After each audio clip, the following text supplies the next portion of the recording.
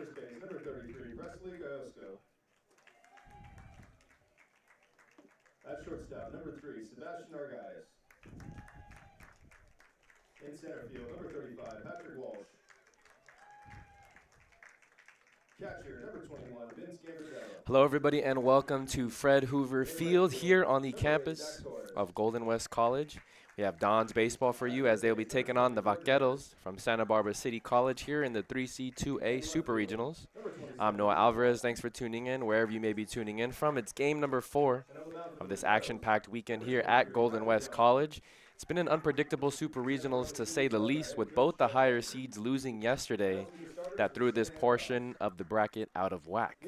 The Dons and Vaqueros faced off in game number 1 yesterday, and Santa Barbara laid a good old-fashioned beatdown on Santa Ana College, winning 18-1. Yes, 18-1 was the final score. That forced the number 6 seeded Dons to take on the number 3 seed Rustlers, the host team in the Super Regionals. And the Santa Ana Bats came back to life. They won by a final score of 14-3 over Golden West. That forced Golden West to take on the Vaqueros of Santa Barbara City in the first game today at 11 a.m. And it was the Rustlers who came out on top by a score of 16-5. So that means it's win or go home for both these teams here in game number 4 of the weekend. Let's go ahead and introduce you to both these teams that will be facing off today. The second time they'll be facing off this weekend. The Vaqueros earned the number 10 seed after going 29-12 in the regular season with a record of 30-13 in the postseason. They are 19-5. They finished 19-5 in the Western State North Conference, and they won the conference for the second year in a row. It's the 6th time they've won under 13th-year head coach Jeff Walker, and he took this program back over in 2012. He's won the Conference Coach of the Year honors 5 times since taking over the program at Santa Barbara City College.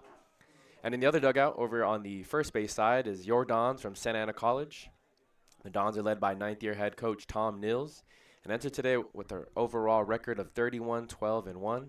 They went 12-9 during Orange Empire Conference play, which was good enough for a tie for second with Saddleback College. That earned them the number 6 seed in this year's 3C2A playoff bracket.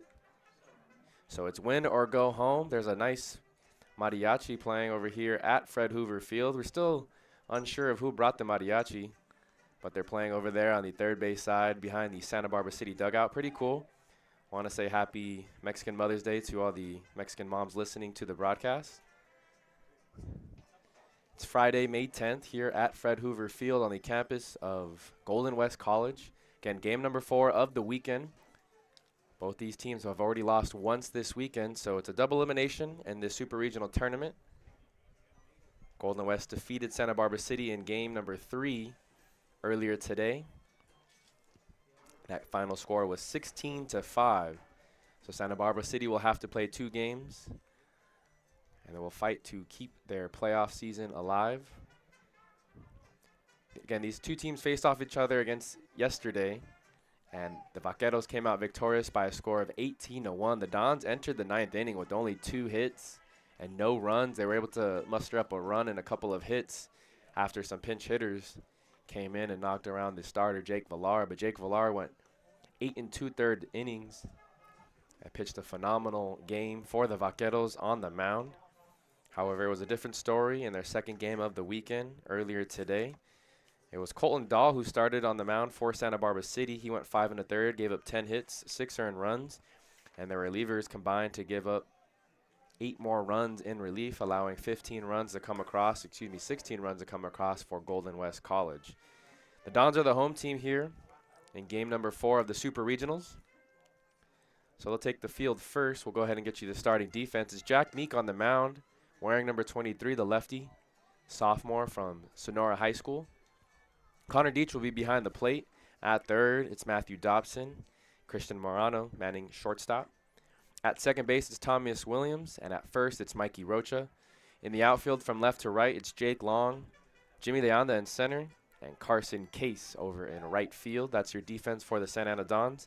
Let's get you the starting lineups for the visiting Santa Barbara City Vaqueros that will be batting here in the top of the first. Daniel Giroso will be batting first and playing second. In the 2 spot, it's the DH, Ethan Rodriguez. Batting third and playing first is Presley Koskuskio. In the cleanup spot, it's the shortstop, Sebastian Arguelles. Batting fifth and playing center, it's Patrick Walsh. The catcher today for the Vaqueros and batting 6th is Vince Gambardella. Zach Torres will be playing right field and batting 7th. In the 8th spot, it's Jordan Harris, the 3rd baseman, and batting 9th, rounding off the Vaqueros lineup, Ethan Watson, the left fielder. Again, this is game number 4 of this 3C2A Super Regionals, hosted by Golden West College. They were the number 3 seed.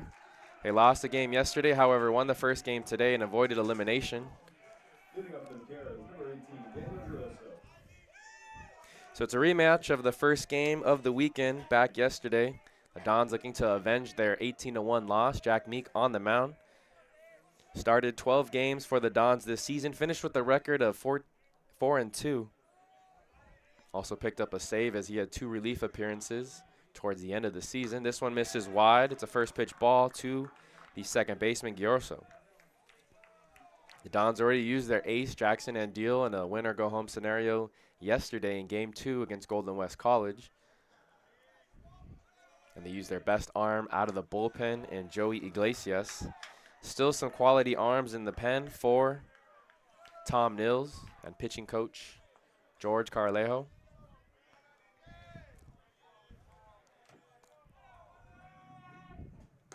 This one misses outside as well, so it's 3 straight balls by Jack Meek, the starter. Not an ideal start.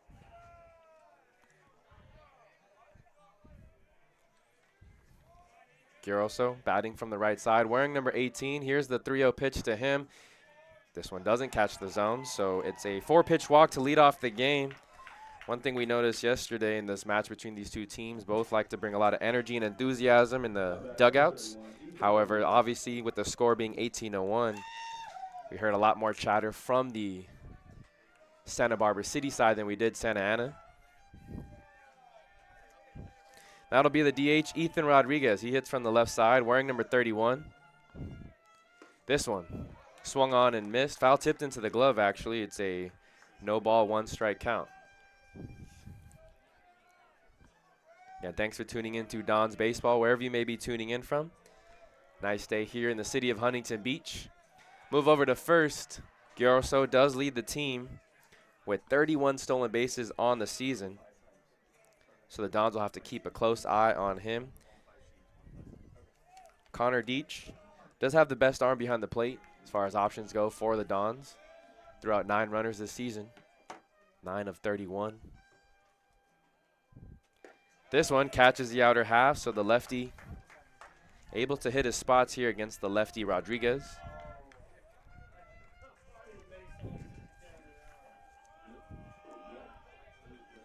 Again, Rodriguez, a freshman from Dos Pueblos High School. Pretty big size lead over there at first. Meek gonna check on the runner. Runner doesn't go. Breaking ball misses outside. 1 ball, 2 strikes. Top of the first inning here at Fred Hoover Field. Named after the longtime Golden West coach here of the baseball program. Took over the program in 1967 and coached till 1988. Move over to first, but back in safely and standing is Giroso.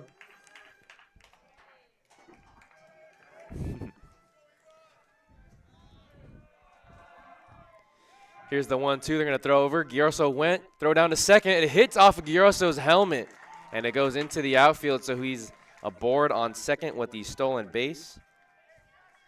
Going on first movement there. Meek threw over to first. Rocha made a decent throw to second, however, it hit off the helmet of Giroso.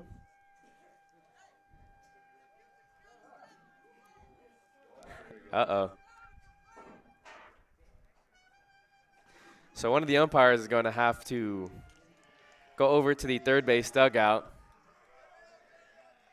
and tell the mariachi to stop playing while the action is going on. They can play in between innings. We can't have the music going on during pitches. And so one of the umpires goes and tells them that. It's Orange Empire Conference umpires here at Golden West College. Again, game number 4 of this 3C2A Super Regional, hosted by Golden West College. This one swung on, hit up into the air. Jack Meek gonna call everybody off. It's a shallow pop fly into the infield, so pop up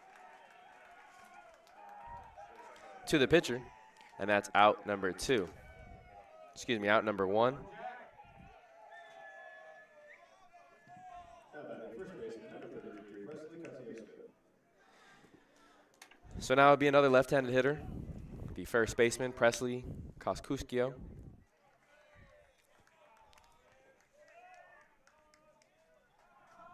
The first game today, the first baseman went 1 for 5. First pitch is over for a strike, 0-1 the count. On the season, Kosciuszko started 41 games for the Vaqueros, hit .325 on the season. Jack Meek pitching from the third base side of the rubber. Giroso. Big lead over at second. They're going to back pick him over at second. He's out. So Jack Meek with a nice move over to second, and Giroso gets picked off. Score that 1-6 as Christian Altamirano applied the tag, the shortstop, for out number 2. Yesterday in game number 1 of the weekend, we saw Jake Villar, the starter for the Vaqueros, pick off Thomas Williams over at second base. Now another lefty, this time for the Santa Ana Dons. Picks off one of the runners for the Vaqueros, returning the favor. 0-2 the count now to Kosciuszko. 2 quick outs now in the inning. This will be pitch number 11 for Jack Meek. Now we'll go from the windup with nobody on base.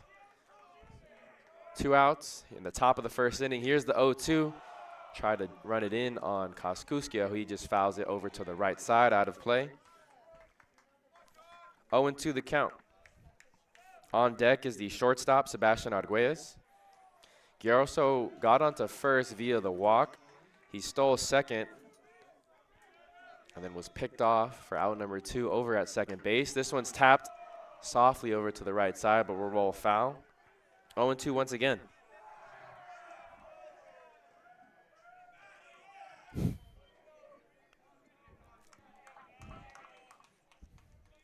Again, the Dons enter with a record of 31-12-1. The Vaqueros enter with a record of 30-13.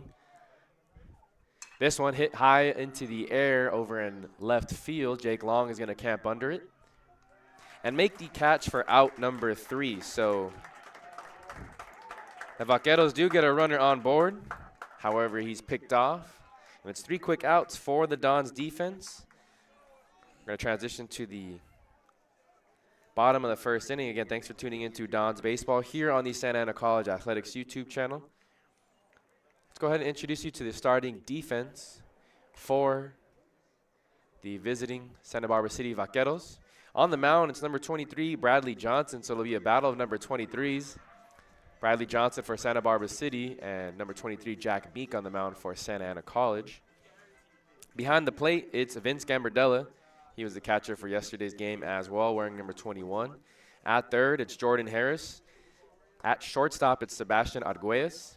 Daniel Giroso, who we saw earlier in the top of the first, is at second. Presley Kosciuszko manning first base. In the outfield, from left to right, it's Ethan Watson, Patrick Walsh, and Zach Torres rounding off the defense over in right field. That's your starting defense for the visiting Vaqueros here. And the lineup for the home Dons: Thomas Williams will be batting first, playing second. Jake Long, batting in the 2 spot, will be playing left field. The center fielder, Jimmy Leandro, will be batting third.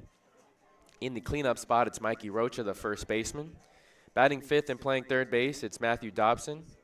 It's the DH, Keon Sanchez, batting in the 6th spot. In the 7 hole, it's right fielder Carson Case. Connor Dietz will be behind the plate and batting 8th for the Dons. And rounding off the lineup is Christian Altamirano, the freshman shortstop. Those are your starting 9 for your Santa Ana Dons here. Again, win or go home for both these teams today.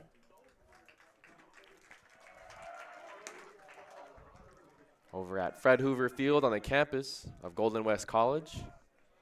And thanks for tuning in wherever you may be tuning in from. Temperature sitting at exactly 71 degrees here in the first inning, bottom of the first. So we'll see 1, 2, 3 in the order for Santa Ana College. The winner of this game would take on Golden West tomorrow at 12 noon. This one in there for a strike. Pretty good velocity on the first pitch there by Bradley Johnson. Also on the outer half, 0-2 quickly to the switch hitting second baseman. Johnson started 11 games for the Vaqueros this season. This one misses wide all the way to the backstop as the catcher Gambardella wasn't able to get a glove on it. Johnson finished with a record of 7-2, an ERA of 2.63. Worked 54 innings, gave up 40 hits, 16 runs, 32 walks, and 63 strikeouts. Breaking ball hit into the air in center field, but shouldn't be a problem for Patrick Walsh as he makes the catch for out number 1.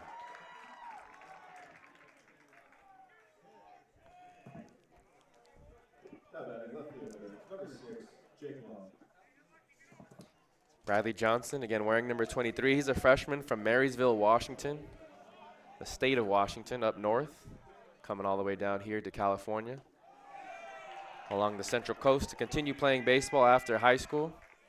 First pitch is in there for a strike to Jake Long, the left fielder. Johnson working quickly. Misses down and in, 1-1 the count. Johnson pitching from the first base side of the rubber. Long, a left-handed hitter, freshman from La Serna. Hit .331 in 36 starts for the Dons this season. Checks his swing on the breaking ball. They peel down to third. Ooh, they said he went around, so it's a 1-2 count.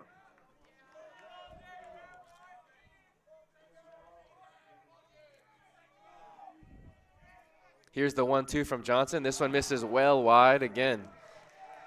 So wide that Gambardella wasn't able to get a glove on it, so it's ball 2.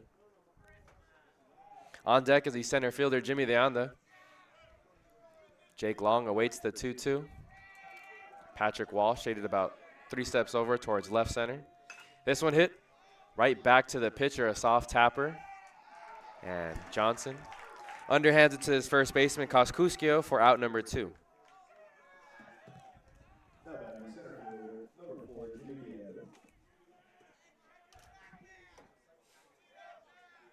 So that'll bring up the center fielder, Jimmy De Anda, here in the bottom of the first. 2 quick outs for the Dons. Again, it's win or go home for both these teams.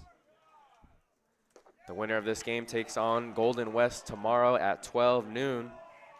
First pitch is in there for a strike. Breaking ball by Johnson. Batters are hitting .220 against off the righty this season. This one skips back to the backstop.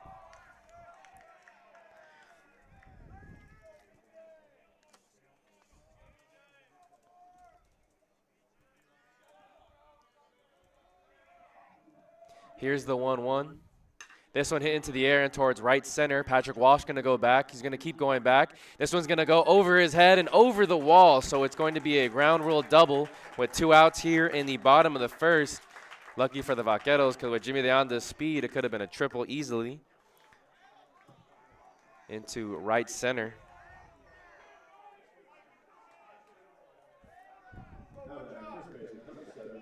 So that'll bring up the first baseman, Mikey Rocha, the sophomore from East Lake High School over in the San Diego County area. Then shout out to his parents who are listening from San Diego County.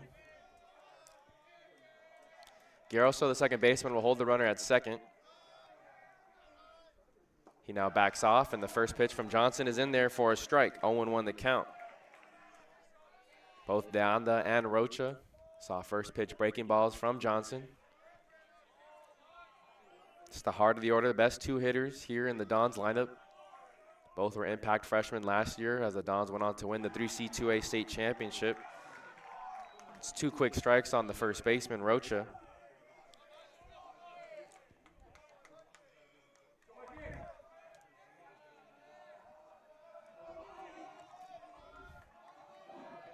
Here's the 0-2 from Johnson. A breaking ball misses outside. 1-2 now the count.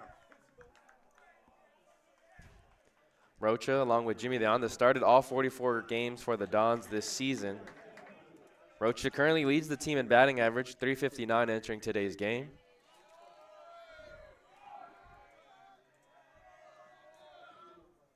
This one also misses in the dirt, trying to get him to chase that breaking ball, but that one was in the left-handed hitter's batter's box. 2 balls, 2 strikes, runner on second, and 2 outs here in the bottom of the first. Bradley Johnson on the mound for the Vaqueros. Mikey Rocha at the plate. Here's the 2-2. This one misses down and in. 3-2 the count. Good discipline here by Rocha. First two takes were pretty easy, but that one was a little bit more of a tougher take for the first baseman. On deck is the third baseman, Matthew Dobson. Here's the full count pitch. This one swung on and missed. A big strikeout there for Bradley Johnson. And you hear the Santa Barbara City dugout erupt after that strikeout for out number 3. Yeah, thanks for tuning in to Don's Baseball here on the Santa Ana College Athletics YouTube channel. It's an elimination game for both these teams. The second time these two teams are playing each other this weekend. It was the Vaqueros who jumped out to a 7-0 lead back in the top of the second yesterday and really never looked back. They chased Haas Fregosa out of the game. He was only able to get 5 outs for the Dons. They asked Brady Schrenk to get the final out in the top of the second, and then he was quickly pulled, and it was pretty much a 7-0 game for the most part until the 6th inning when the Vaqueros erupted for 7 more runs. It pushed it to 14-0. They got 3 more runs in the 8th and 1 in the 9th. The Dons did get 1 run in the 9th, but it was a lot of their pinch hitters that were coming off the bench and getting hits off of the pitchers for the Vaqueros. So the final score on that one was 18-1. Dons were forced to play 2 games yesterday. They defeated the Rustlers in game number 2 of the Super Regional weekend. And both teams from the Orange Empire Conference, Santa Ana, very familiar with Golden West. They defeated them 14-3. They used their ace Jackson and Deal, along with Joey Iglesias, their best arm out of the bullpen. Joey did throw 54 pitches, so maybe available tomorrow, but the Dons have to win here today first in order to play a game tomorrow. 4-5-6 due up for the Vaqueros here in this half of the inning. And thanks for tuning in to Don's Baseball here on the Santa Ana College Athletics YouTube channel. Jack Meek still on the mound for the Dons. This one misses outside. 1-0 the count to the shortstop from Monterey Park. Went to Damien High School. Started for the Vaqueros at shortstop last season as well. If you remember, in the Super Regional round, the Dons hosted as the number 4 seed. They hosted Santa Barbara City and Cypress. Santa Barbara City was eliminated in that first day after losing to Cypress in game 1 and then losing to Santa Ana in game 2. Here's the 2-0. This one catches the zone. 2-1 the count to Arguelles. Freshmen like Arguelles, Patrick Walsh, Koskushkio, Giorso as well were all members of the team and impact freshmen last year for the Vaqueros. This one hit into the air into right field. Coming in is Carson Case, and he makes the catch for out number 1.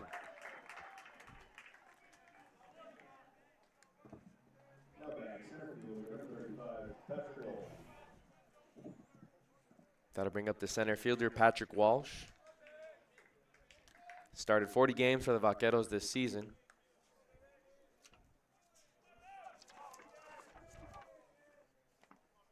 Sophomore from Junipero High School. First pitch is fouled back to the backstop. 0-1 the count to the center fielder. Again, Connor Deach behind the plate. Dobson at third. Altamirano at short. Williams at second. Rocha at first base. This one, a breaking ball, finds the inner half. It's a 0-2 count. Jake Long in left field. Jimmy Leanda in center. Carson Case manning right field. Next pitch will be number 20 for Jack Meek. This one swung on and missed. A fastball high and wide. However, Patrick Walsh couldn't lay off the ball. And that's out number 2. So we'll see the left-handed hitting catcher, Vince Gambardella.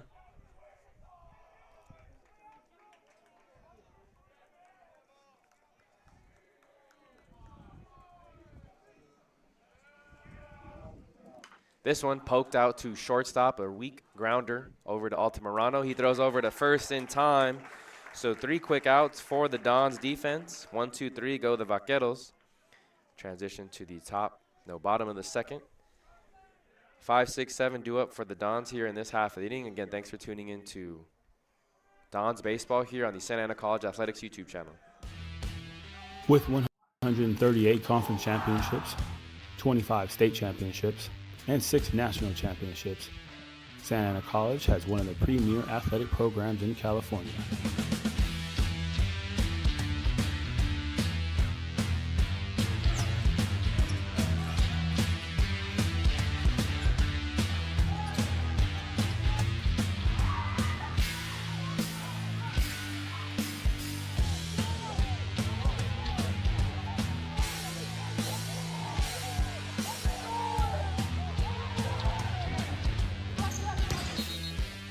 With your help, we will continue to provide opportunities to student athletes as they thrive in both athletics and academics. We are Santa Ana College.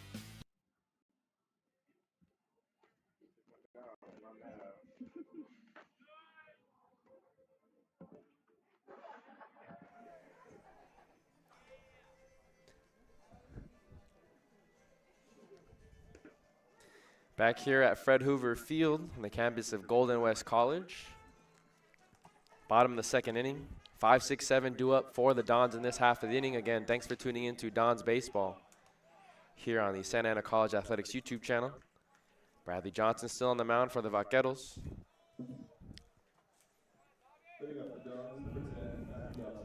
Third baseman Matthew Dobson will be leading things off. Let's get you some scores from around the 3C2A. And yesterday, the other three regional brackets went chalk, with the lower seed losing both their games. So Riverside City, Fullerton, and Cuesta College were eliminated yesterday. It's a 1-0 count to Dobson. So that means in the other portions of the bracket, it's a best-of-3 series. LA Valley taking on Saddleback, another Orange Empire Conference team. Saddleback currently has a 7-4 lead in the bottom of the 5th. Here's the 2-0. This one misses well wide. 3-0 the count. 3 straight balls to start the bottom of the second. Long Beach and Cerritos are playing. Again, it's a best-of-3 series between them two now, as Cerritos looks like they're going to take game 1 by a score of 10-6. That game is in the top of the 9th. This one catches the outer half, 3-1.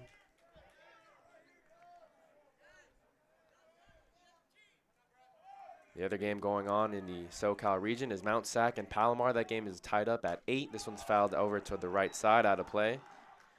3-2 the count. Mount SAC and Palomar tied at 8 in the top of the 8th.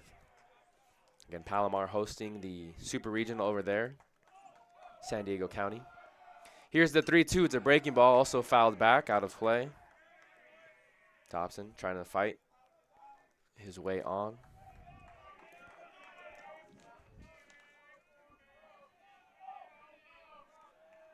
Dobson had a triple against the Vaqueros yesterday.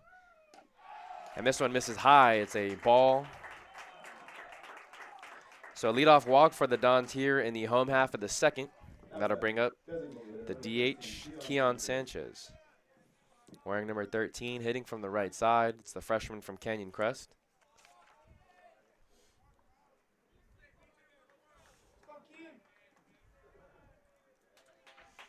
Keon Sanchez went 1 for 4 in the game against the Rustlers yesterday.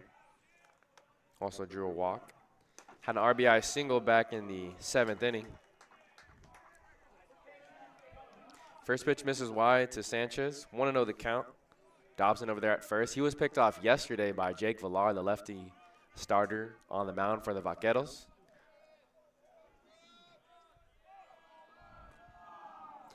This one misses wide as well. When Johnson misses, they're easy takes for the Dons hitters. Only needed 18 pitches to get out of the first inning. Did give up a 2-out double to Jimmy Leanda, but was able to strike out Mikey Rocha to end the threat. Small lead over there by Dobson at first. Move over there to first, and back in with the slide is Dobson.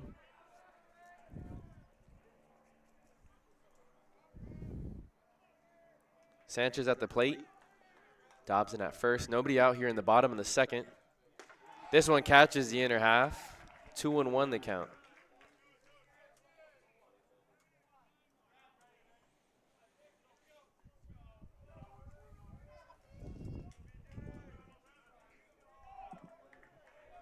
Long look in by Bradley Johnson. Gets the signs. This one catches the bottom half. It's now a 2-2 count. It's been a while since Bradley Johnson has made a start for the Vaqueros. You have to go back to April 20th when he started against Ventura College. Went 4 innings, gave up 3 runs. Only one of those was earned. Only gave up 1 hit. This one catches the outer half. He catches Keon Sanchez looking for out number 1.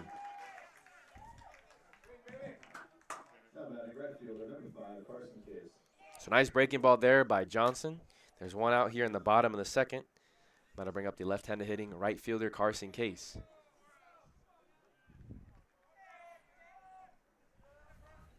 Case, a sophomore from Foothill High School. Big lead over there by Dobson. He goes. There's going to be a throw over to first by Koskuskio. The throw down in time. So caught stealing is Dobson. He was hopping out as Johnson threw over. So score that 1-3 to 6 as Sebastian Arguelles applied down the tag. So we've seen now 2 runners be picked off here today. 1 for the Vaqueros and 1 for the Dons. 2 outs now in the bottom of the second. This one misses up. It's a 1-0 count to the right fielder.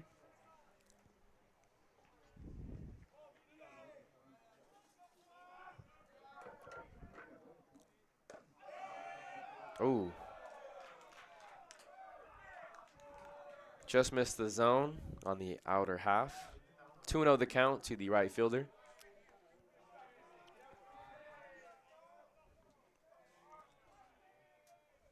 This one misses well wide. That's the 3rd pitch we've seen go over to the backstop that Vince Gambardella hasn't had a chance to put a glove on. Carson Case went 1 for 4 in the win yesterday over Golden West. His single came back in the top of the 6th inning. This one misses wide as well, so it's a 4-pitch walk to Carson Case, the right fielder.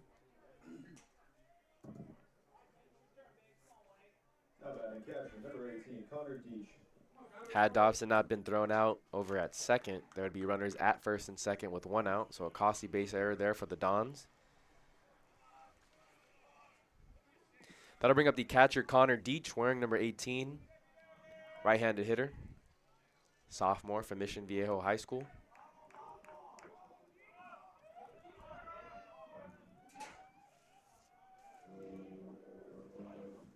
This one misses in the dirt, skips away, and guess who's taken off to second? It's Carson Case on the wild pitch, advances into scoring position.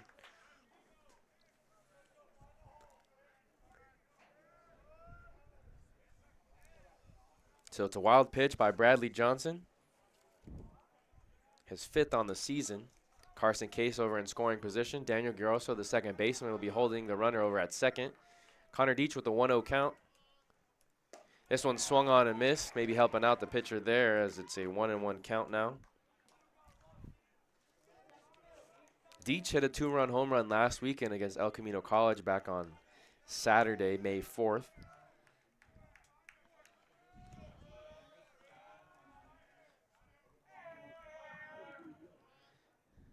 This one misses down in the dirt. It's a 2-ball, 1-strike count to the catcher.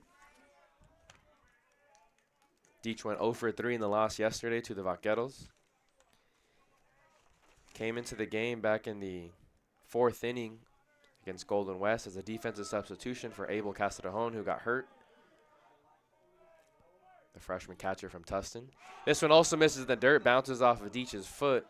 Very fortunate bounce there for Gambardella. That one looked like it was going to get away from him. So a 3-1 count for the catcher, Connor Deach. It's Christian Altamirano in the on-deck circle.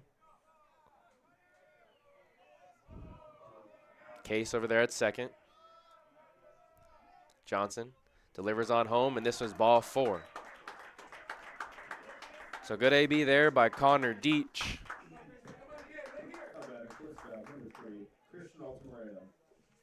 Runners on first and second. That'll bring up the shortstop. Freshman from Brea Linda High School, Christian Altamirano.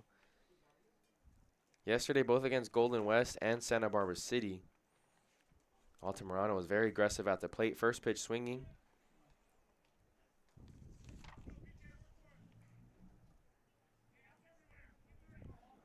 And 4 of his 8 at-bats.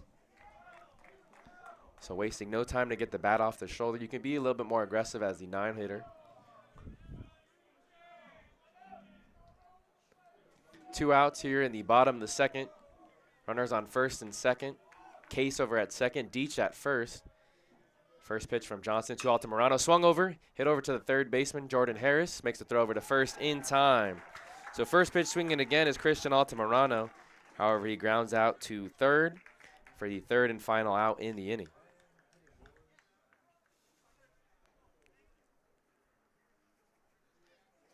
So after 2 innings, still remains scoreless here at Fred Hoover Field. Again, thanks for tuning into Don's Baseball here on the Santa Ana College Athletics YouTube channel. Starting your college journey is a big step. It requires discipline and dedication while you balance your work, life, and education. At Santa Ana College, you can choose a pathway that fits into your schedule and leads you toward your personal and educational goals. Earn an associate degree, university transfer, career training, or even a bachelor's degree in occupational studies. With classes available both in person and online. Gain the professionalism and confidence you need to further yourself and your career. And become a bigger part of your community. Wraparound services are available to fit your needs and provide all the necessary tools to achieve academic, personal, and career success. Start your journey at Santa Ana College. Where it leads is up to you.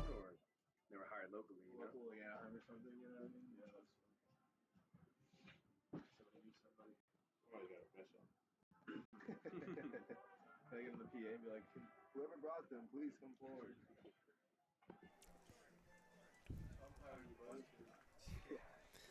Back here at Fred Hoover Field, it's the top of the third inning. Both teams scoreless. Let's go ahead and check on some scores from around the 3C2A. Saddleback still has a 7-4 lead over LA Valley in the top of the 6th.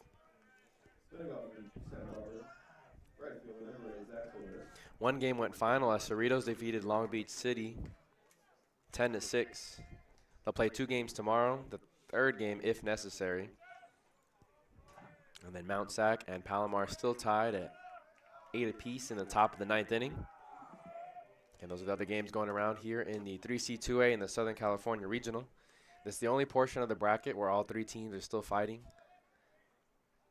And the other portions of the bracket, Fullerton, Riverside City, and Cuesta College all got eliminated already. This one on the inner half, it's a 1-1 count to the right fielder, Zach Torres. Jack Meek only needed 7 pitches to get out of the second inning. 7-8-9 due up here in this half of the inning for the Vaqueros. Ooh, that was a tough one. The home plate umpire flinched like he was going to call that one a strike. 2-1 the count.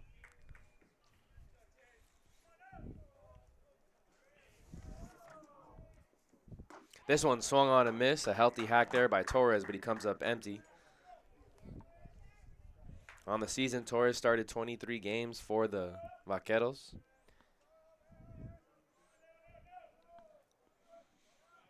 Here's the 2-ball, 2-strike count. This one misses. 3 balls, 2 strikes. Batter on deck is Jordan Harris.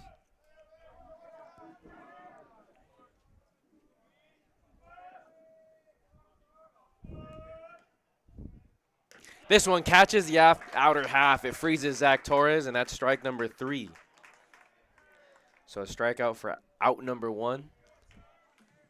Nice placement there by Jack Meek. That'll bring up the third baseman, Jordan Harris. The Vaqueros in their black uniforms, white bottoms. While the Dons are in their red uniforms, gray bottoms. Same uniforms they wore yesterday. This one misses outside. 1-0 the count.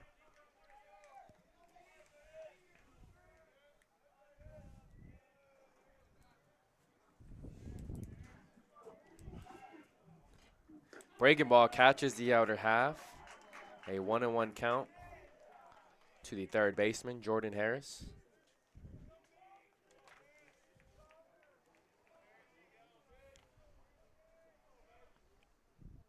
This one, another beautiful breaking ball, sweeping across the zone. It's a 1-2 count in favor of Jack Meek.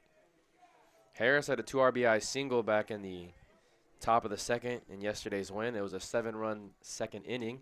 This one misses up. Good discipline there by the third baseman.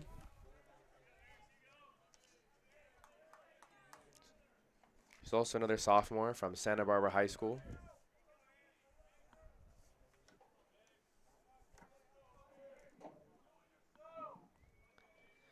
Here's the 2-2. Breaking ball catches the bottom half. That's back-to-back strikeouts there by Jack Meek, both of them looking. Out number 2 in the inning.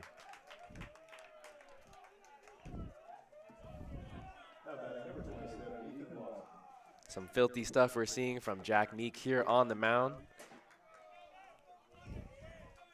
The sophomore from Sonora High School. First pitch hit into the air. Jake Long going to keep going back towards the scoreboard. This one's going to unhop the wall. And so it's a 2-out double for the number 9 hitter, Ethan Watson. First hit of the afternoon for the Vaqueros. And the mariachi going again.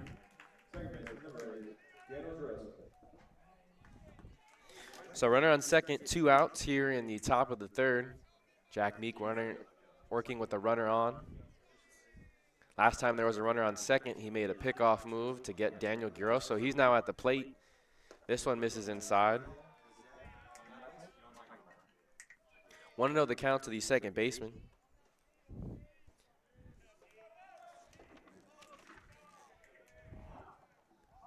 Guerrero also hit a 3-run home run back in the 6th inning of the win yesterday. This one hit on the ground right up the middle, but Thomas Williams was right there.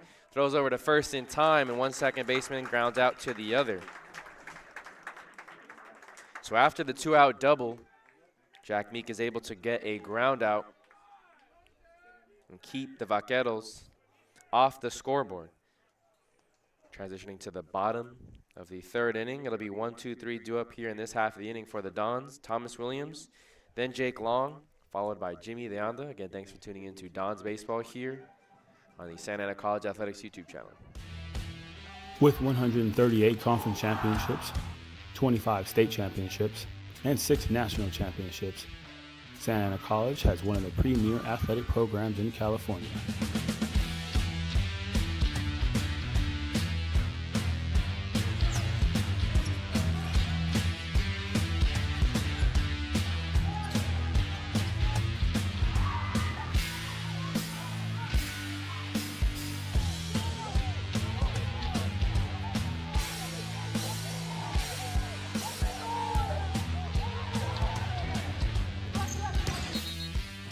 With your help, we will continue to provide opportunities to student athletes as they thrive in both athletics and academics.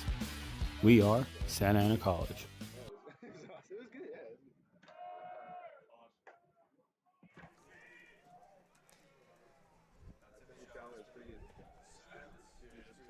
Just about ready for the bottom of the third inning here at Fred Hoover Field. Thomas Williams will lead things off, the second baseman. Sophomore from Ocean View High School. He flew out to center in his first AB back in the bottom of the first. This one hit hard into the gap over there on the right side of the infield, and it's a leadoff single for the Santa Ana Dons. It's Bradley Johnson still on the mound for the Vaqueros. We'll see how long he can go for Santa Barbara City today. They used their ace, Jake Villar, in game number 1, and then it was Colton Dahl, their number 2 starter, earlier today, who went against Golden West. They fell short against the Rustlers today by a score of 16-5. This one misses. Not by much, but it's a 1-ball, no-strike count to Jake Long.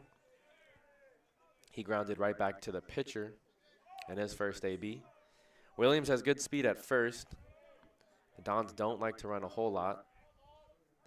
move over to first, but back in with the slide is Williams. Williams is 4th on the team with 7 stolen bases, has been caught stealing 5 times on the year. Ooh. That one misses the zone as well. 2-0 the count.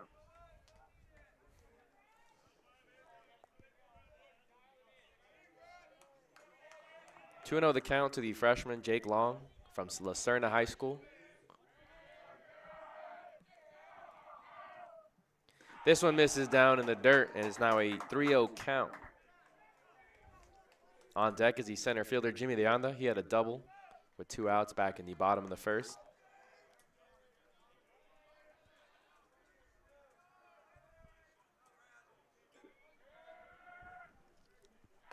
This one misses wide, so it's a 4-pitch walk.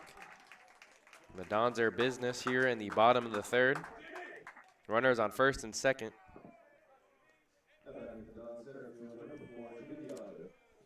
So now we'll see a mound visit as the whole infield comes together. Again, the Vaqueros are led by 13th year head coach Jeff Walker. Back-to-back Western State North Conference champions. Despite going 19-5 in their conference, they were awarded the number 10 seed in the postseason this year.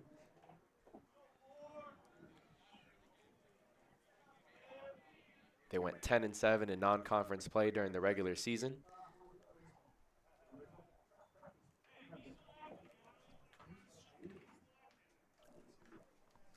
YouTube, if you go to the Santa Ana College YouTube page, yeah, you can tune in that way.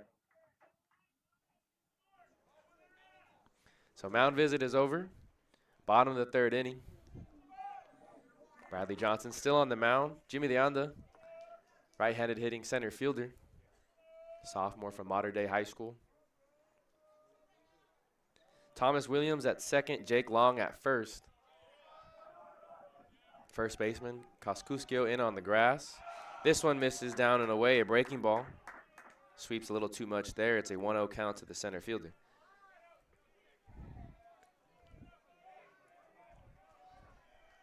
De Anda hit that double back with 2 outs in the bottom of the first. It hopped over the ivy over there in right center. This one catches the zone.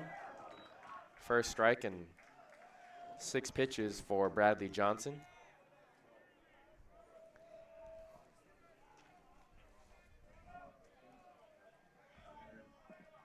Johnson last pitch against Moore Park, so he hasn't pitched in the postseason at all.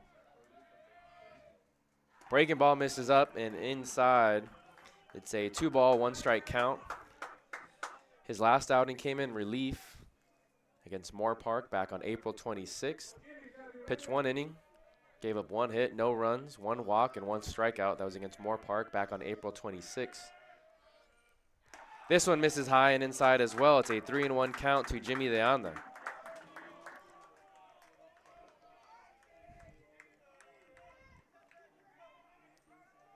Batter on deck is Mikey Rocha. He hit a grand slam yesterday against Golden West back in the top of the first.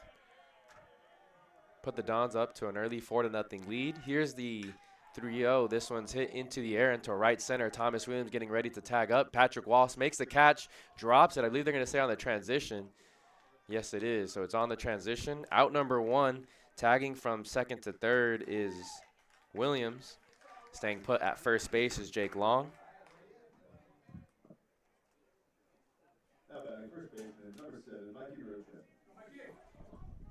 So allowed out for number 1. Then I'll bring up the first baseman, Mikey Rocha. First and third, so Vince Gambardella going to give the signs to the infield. Jake Long does have 1 stolen base on the season. And the Dons as a team only have 50 stolen bases entering today's game.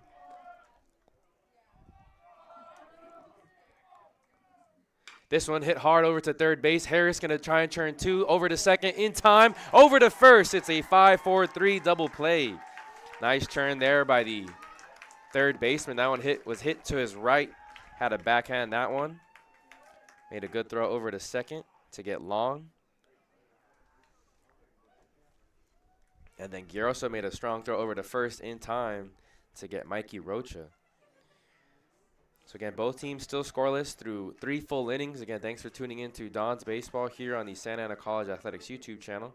I'm Noah Alvarez. It's a nice day here at Fred Hoover Field. Temperatures at 70 degrees in the city of Huntington Beach. See if we have a score update from Palomar, as Mount SAC and Palomar were tied at 8 apiece earlier today when we were looking at the scoreboard across the 3C2A. Things are still tied up at 8 apiece in the bottom of the 9th. Cerritos defeated Long Beach City College earlier today by a score of 10-6. That's a best-of-3 series now over in that side of the bracket. Long Beach defeated Riverside City, and Cerritos defeated Riverside City yesterday, eliminating the Tigers, another Orange Empire Conference team. And then Saddleback still has a 7-4 lead over LA Valley. That game now in the bottom of the 6th. LA Valley is hosting that Super Regional. Both those teams eliminated Fullerton College. They lost to Saddleback in game number 1 and then fell to LA Valley in game number 2. So Fullerton's season is done. Cuesta was the other team to lose yesterday and be eliminated from the playoffs. Again, all 3 teams still alive here. The winner of this game would take on the Rustlers of Golden West College. They're the host team, and that's why we're playing here at Fred Hoover Field.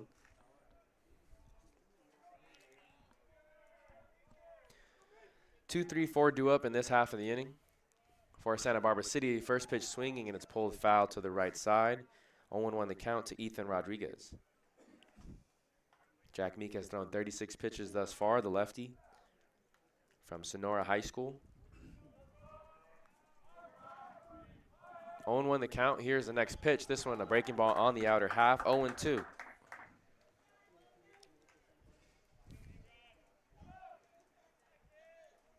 Two lefties and a righty here due up in this half of the inning. Here's the 0-2 from Meek. This one misses and skips away from Deach, but nobody on, so no one will advance.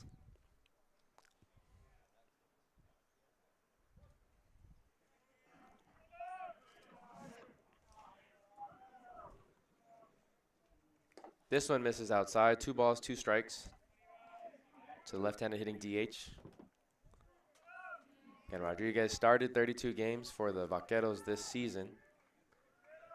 Hit .269 entering today's game. This one a check swing. And they're going to say he went around. That was ruled a strike. Very anticlimactic strikeout right there. And there's 1 out here in the top of the 4th. So the home plate umpire hesitated a little bit. It was a delayed strike call. Wasn't sure if that was on the string or just on the placement there by Meek. Looked a little high. That'll bring up the first baseman, Presley Koskuskio. Flew out to left field in his first AB. This one softly tapped over to the left side. Meek gonna call off Deach. Meek has to make a rush throw over to first. It is not gonna be in time to get the first baseman.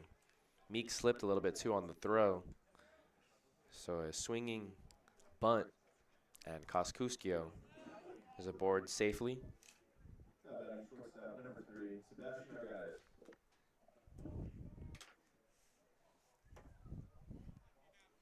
So that'll bring up the sophomore shortstop, Sebastian Arguelles. He flew out to right field in his first AB, move over to first.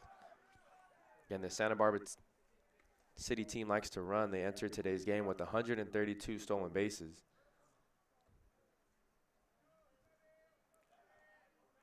Koskuskio does have 12 on the season, 12 of 15. This one in the dirt. Deach keeps it in front. Big breaking ball there by Jack Meek. 1-0 the count to the shortstop.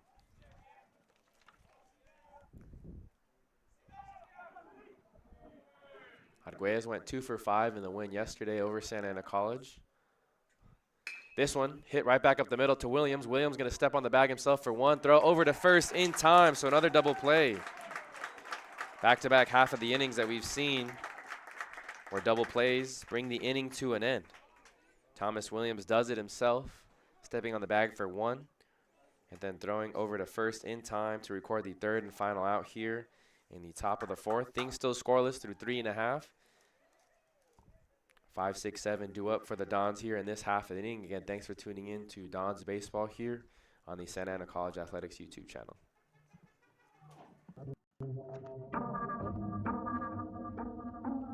When you get to hoist the trophy, the next season comes with a big target on your back.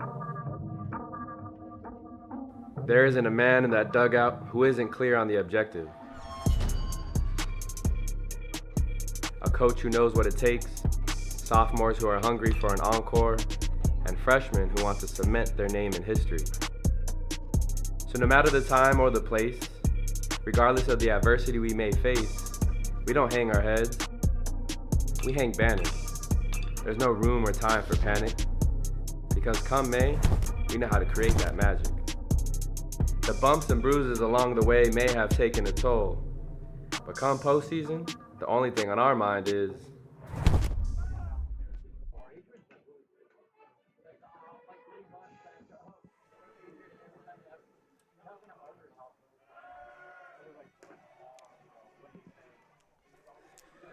back here at Fred Hoover Field. It's the bottom of the 4th inning. Matthew Dobson will lead things off for the Dons. Just to recap the weekend, the Dons and the Vaqueros faced off against one another. In game number 1 of this Super Regionals weekend, the Dons lost that game by a score of 18-1. That forced them to play in game number 2 against Golden West. They won that game, defeating the Rustlers by a score of 14-3. So that forced the Rustlers and the Vaqueros to face off in the game just before this one. Rustlers came out victorious by a score of 16-5, so none of the games here really have been too competitive. 1 ball, 1 strike to Matthew Dobson. Bradley Johnson still on the mound. Breaking ball catches the inner half. Nice spot there for the righty. So winner of this game will take on Golden West tomorrow. They're the host team here of this Super Regionals. Second round of the playoffs. Here's the 1-2. This one, catches the outer half, says the home plate umpire. Dobson goes down looking for out number 1 here in the bottom of the 4th. A little too close to take there for Dobson. He goes down via the strikeout. That'll bring up the freshman, Keon Sanchez.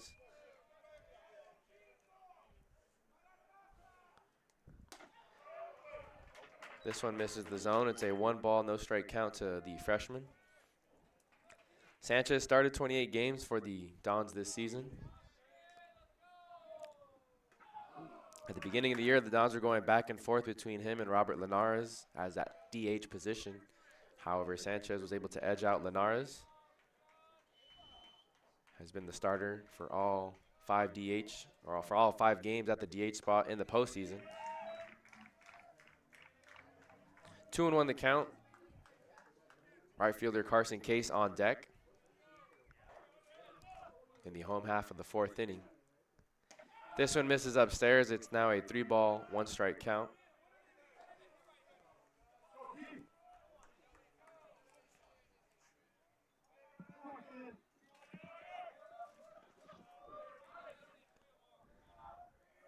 Here's the 3-1 pitch from Bradley Johnson.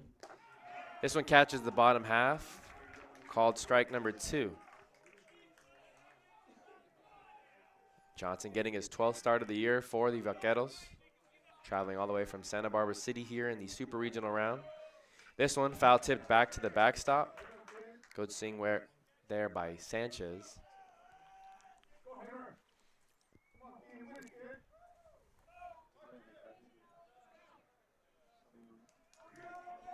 Three balls, 2 strikes, 1 out, nobody on base. Here's the 3-2. This one hit into the air softly. That could be a problem for Walsh. Walsh racing in from center field. Gonna have to play it on a hop. It's a 1-out single for Keon Sanchez.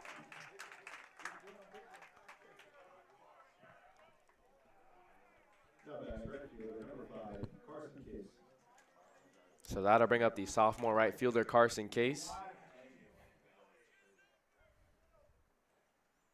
Again, the Dons have had base runners on each inning, however, haven't been able to push across their first run. Some good pitching we're seeing here by the starter Bradley Johnson.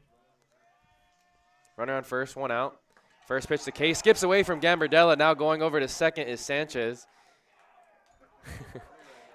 Faked the slide and got everyone in the crowd laughing on that one. 1-0 the count to the right fielder.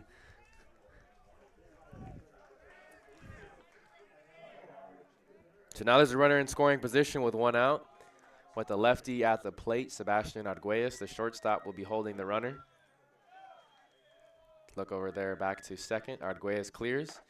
This one, ooh, waiting for the strike called there. However, it's ruled a ball, so it's now a 2-0 count to Carson Case. A favorable call for the sophomore outfielder.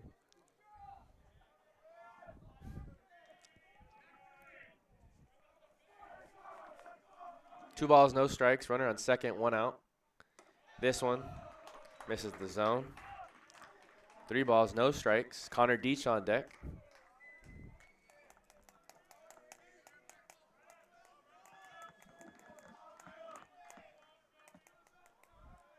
Bradley Johnson pitching from the first base side of the rubber. Here's the 3-0 from the righty. This one misses inside. Oh, maybe a makeup call there, as that's ruled a strike by the home plate umpire. 3-1 the count. The third pitch of the AB should have been ruled a strike, but it was ruled a ball. Carson Case went up 3-0 in the count. Thought that one was ball 4. However, home plate umpire ruled it a strike. It's now 3-1. This one misses in the dirt. Now Case tosses the bat to the first base dugout. First and second now.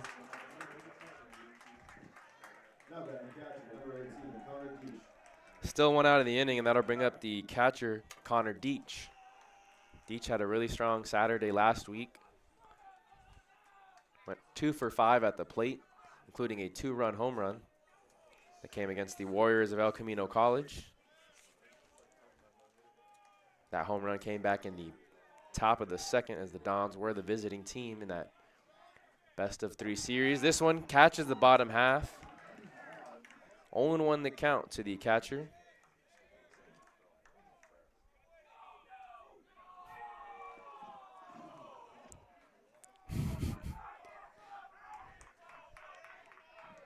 One out in the inning, runners on first and second. Breaking ball swung on and missed. Connor Deach comes on empty on the hack. It's now an 0-2 count.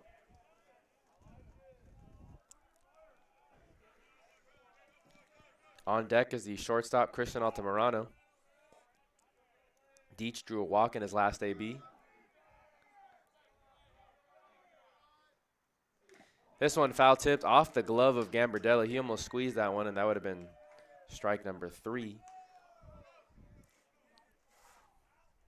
Next pitch will be number 73 for Bradley Johnson. Again, done a nice job of working out of tight jams. The Dons have gotten a base runner on each inning. Have 2 base runners on, first and second. This one hit right back up the middle. Keon Sanchez is going to be waved on. No, he's going to be held up last minute by the third base coach. A strong throw by Patrick Walsh. Gambardella came up and slid to make that catch. So now bases will be loaded. It was a last-minute holdup there by the third base coach. Carson Case moves over to second. Sanchez over there at third. A 1-out single there by Connor Deach. All this has been done with 1 out. Riley Johnson was able to strike out Dobson to start off the inning. Then it was a single by Sanchez, a walk of Case, and then a single by Connor Deach. It was hard hit into center field, so Walsh came up firing. Here's the first pitch to Christian Altamirano. This one's ripped to third base, and Harris leaps up and makes the grab for out number 2. So a liner right to the third baseman. Pretty unlucky there for the Dons and Christian Altamirano. Again, first pitch swinging. And the shortstop is retired after the lineout. That'll bring up the top of the order. Thomas Williams, the second baseman, had a single in his last AB. Vaqueros outfield playing the switch hitter to pull the ball here. As the left fielder about 8 steps over towards the left center gap. 1 ball, no strikes, 2 outs, bases loaded here in the bottom of the 4th inning. This one misses wide, 2-0 the count.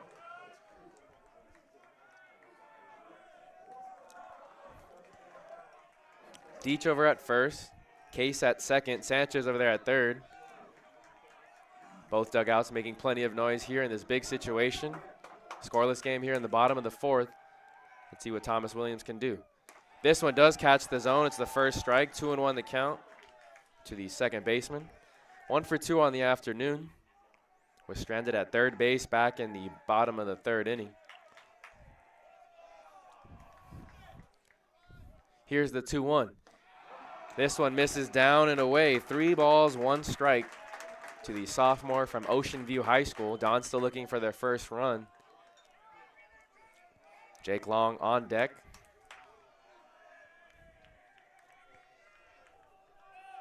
Bradley Johnson comes set.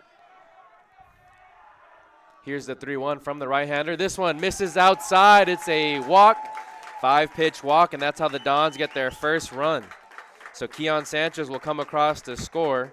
Carson Case moves over to third, and Connor Deach advances to second. So Dons lead 1-0 here in the bottom of the 4th. Jake Long now stepping in. Left-handed hitting left fielder. 0 for 1 on the afternoon. Drew a walk in his last AB. Here's the first pitch from Bradley Johnson to the left fielder. This one's hit high up into the air, but not very far. Long run for the right fielder. Camps under it and makes the catch for out number 1. So 1 run does come across, but it could have been much worse. Nice pitching there by Bradley Johnson to get out of a bases-loaded jam with only 1 run coming across. After 4 complete innings, the Dons lead 1-0 here on the Santa Ana College Athletics YouTube channel. Starting your college journey is a big step. It requires discipline and dedication while you balance your work, life, and education. At Santa Ana College, you can choose a pathway that fits into your schedule and leads you toward your personal and educational goals. Earn an associate degree, university transfer, career training, or even a bachelor's degree in occupational studies. With classes available both in person and online. Gain the professionalism and confidence you need to further yourself and your career, and become a bigger part of your community. Wraparound services are available to fit your needs and provide all the necessary tools to achieve academic, personal, and career success. Start your journey at Santa Ana College. Where it leads is up to you.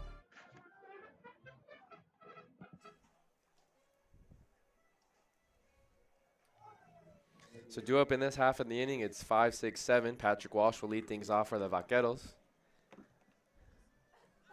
Again, pretty cool that Santa Barbara City brought a mariachi with them here for game number 2 today. Game number 4 of the weekend. Winner go home for both these teams here. Dons lead 1-0 here in the top of the 5th inning. Winner of this game will take on the Rustlers tomorrow at 12 noon. That game will be here at Fred Hoover Field. Rustlers earned the number 3 seed after winning the Orange Empire Conference. Dons earned the number 6 seed in the postseason, while the Vaqueros earned the number 10 seed. The Dons are the only team here not to win their conference. They finished second. 1-0 the count to Patrick Walsh.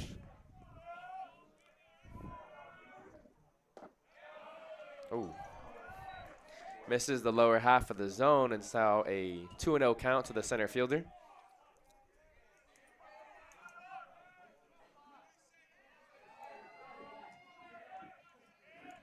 Two balls, no strikes, nobody on, nobody out. Here in the top of the 5th, Walsh shows bunt, pulls it back, and it's ruled ball 3.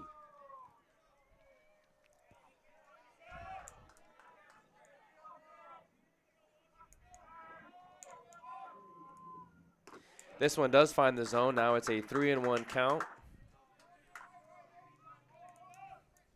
Let's see what the center fielder can do here, leading off the visiting half of the 5th inning. This one skips away from Deach in the dirt, goes high up into the air, but I think Walsh is going to stay put at first base. Gambardella. So a 5-pitch walk for the center fielder. That bring up the catcher, Vince Gambardella. He grounded out to short in his last AB. Jack Meek worked a clean 1-2-3 second inning. Did allow a runner to get on in the first and the third inning. Also in the fourth inning as well. Move over to first, but back is Patrick Walsh. Walsh is a threat to run. He has 21 stolen bases on the season, second on this Santa Barbara team that likes to run a lot. Meek paying close attention over to the runner at first, throws over again 2 times in a row now. Meek currently sitting at pitch number 51, so a pretty efficient start thus far. 1-0 game here in the top of the first. Seen a lot of offense here in this weekend.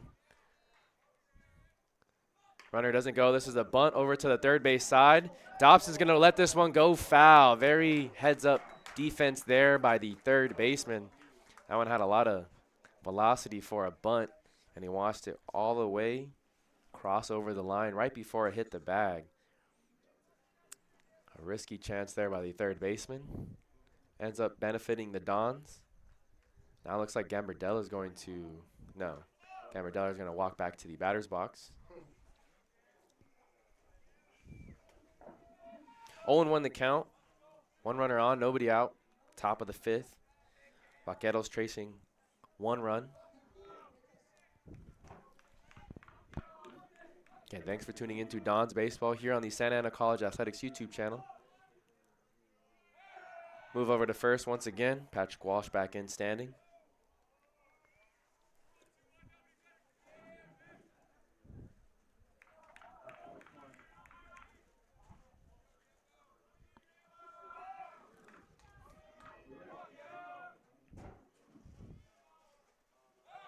Another throw. This is the 4th throw over to first.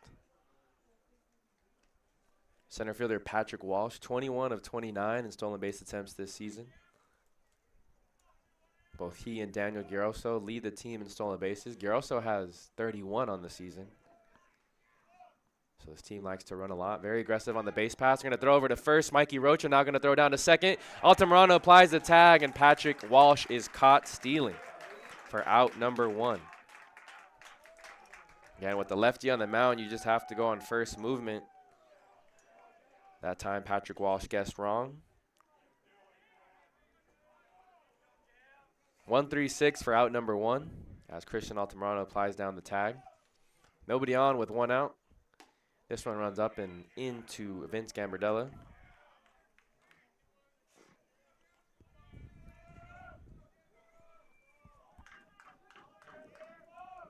Connor Deach behind the plate, Matthew Dobson at third, Altamirano at short, Williams at second, Rocha at first. This one's hit into right field. Carson Case going to run to his left, but going to have to play this one on a hop. So it's a 1-out single for the catcher, Gambardella. How about you for the Vaqueros right fielder, number 8, Zach Torres. It's 3 straight innings now that the Vaqueros have had a runner on via the base hit.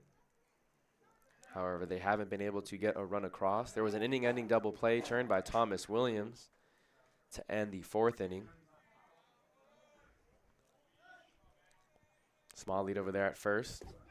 This one catches the zone for first pitch strike to Zach Torres, the right fielder. The catcher, Gambardella, not a big threat to run. Does have 9 stolen bases on the season, a perfect 9 for 9.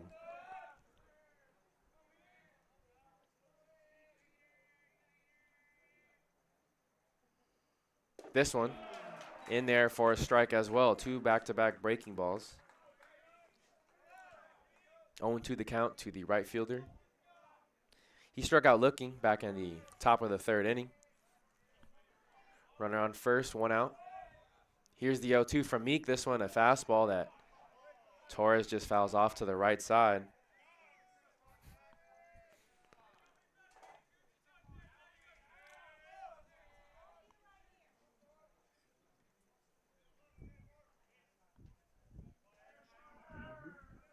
Meek comes set. Here's the 0-2. This one a breaking ball that's tapped foul to the left side. We'll do it again. No balls, 2 strikes.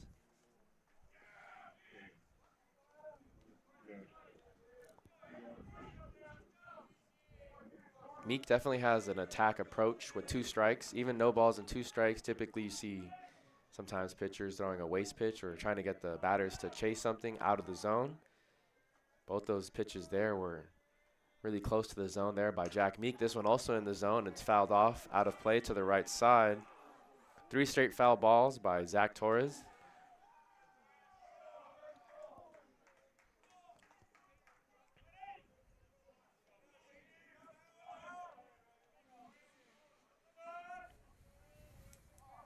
Top of the 5th inning here. Dons lead 1-0. Breaking ball hit up the middle. Christian Altamirano plays it on a big hop, tops the bag for 1, then throws it wide of first base. But staying put at first base is Zach Torres. So rule it a fielder's choice.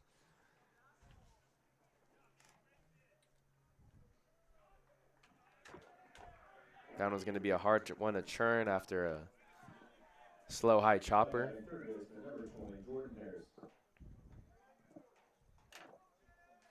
So the Dons do get 1 on the grounder. Now there's 2 outs here in the top of the 5th. Runner on first is Zach Torres. Jordan Harris, the third baseman, now steps in. He struck out looking in his last AB. This one misses down and in, a breaking ball. 1-0 the count to Harris. Harris hitting .262 on the season. Torres does have 10 stolen bases on the year, 10 of 13 in stolen base attempts. This one hit hard into left field. Jake Long is going to have to play this on a hop. And it's the number 8 hitter coming up with a 2-out single. So runners on first and second now for the Vaqueros. They have a runner in scoring position for the first time since the 3rd inning. They got a runner to second as well in the 1st inning. However, it was Daniel Giroso who was picked off for out number 2 back in the top of the 1st. That'll bring up Ethan Watson, the left fielder. He was first pitch swinging back in the top of the 2nd and had a double. This one's tapped foul to the right side. A little indecisive on that swing there, and it's a strike. 0-1 the count to the left fielder.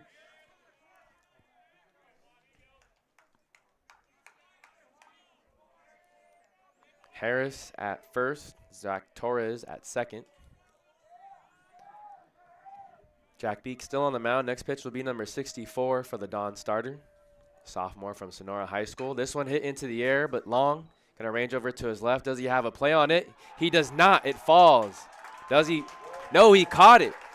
He caught the ball, laid out full extension. I thought that one hit the ground, and it's ruled an out. So a big catch there by Jake Long as he ranged all the way to left center, laid out full extension for out number 3. Great defensive play there by the freshman from La Serna. 3-4-5 due up in this half of the inning. Still on the mound is Bradley Johnson for the Vaqueros. The first batter he'll face in this half of the inning is Jimmy Leanda, followed by Mikey Rocha and Matthew Dobson. The 3 sophomores, the trio that were impact freshmen last year on their way to the 3C2A state championship that the Dons captured. Their 4th in program history. Their first since 1996. They had 3 in the 90s back in 1993, 1994, and 1996 under head coach Don Sneddon. Some score updates from around the 3C2A. Saddleback now extending their lead. 13-4 is the score over LA Valley. That game in the top of the 8th inning. Again, LA Valley hosting that Super Regionals, with Fullerton eliminated from that portion of the bracket. It's a best-of-3 series. So they'll potentially play 1, maybe 2 games tomorrow, depending on the outcome of the game today. Mount Sac and Palomar are still tied at 8 apiece. That game now in the bottom of the 10th. Palomar hosting that 3C2A Super Regional. And the one game that went final was Cerritos and Long Beach. That went final About 30 minutes ago, Cerritos came out victorious over the Vikings by a score of 10-6. Again, the Dons playing here in game number 2 today. Rustlers came out victorious over Santa Barbara City. 16-5 was the score of the game earlier today. So the Rustlers are 1-1 on the weekend. The Dons are 1-1 on the weekend, as well as the Vaqueros. First team to lose 2 games will be eliminated, and their postseason run is over. Deanda said that one hit him, but he didn't really sell it that well, so it's 2 balls, no strikes.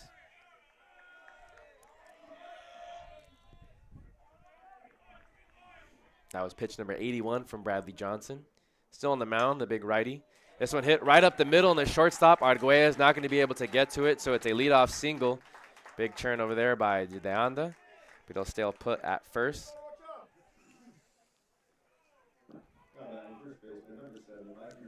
That's Deanda's second hit of the afternoon. He has a double and a single. And that'll bring up the first baseman, Mikey Rocha. He's 0 for 2. He grounded into an inning-ending double play. It was a hard hit ball down the third base line. Jordan Harris made a nice turn. Deanda. Ooh, this one plunks Rocha on the first pitch. So a hit by pitch. And now there's runners on first and second. Nobody out. And that'll bring up Matthew Dobson. Another dangerous hitter here for the Dons. He's 0 for 1 on the afternoon. Drew a walk back in the bottom of the second.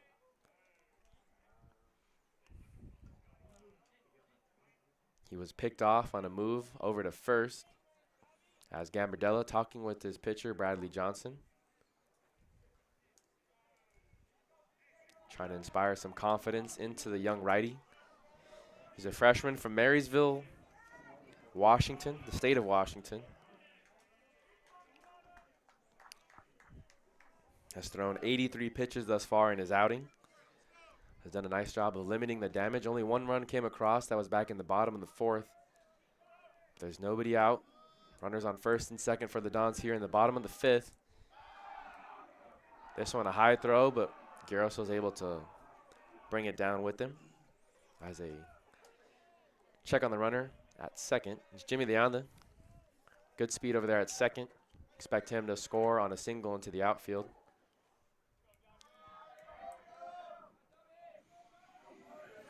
Another move back over to second. Another throw. And Jimmy Deanda back in safely.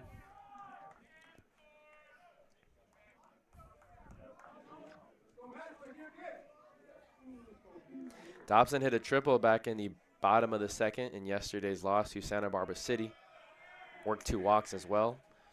Went 1 for 2 on the afternoon. Shows bunt. This one high and tight. Has to duck out of the way on that one. Pretty scary when you're showing bunt and opening up your body to that.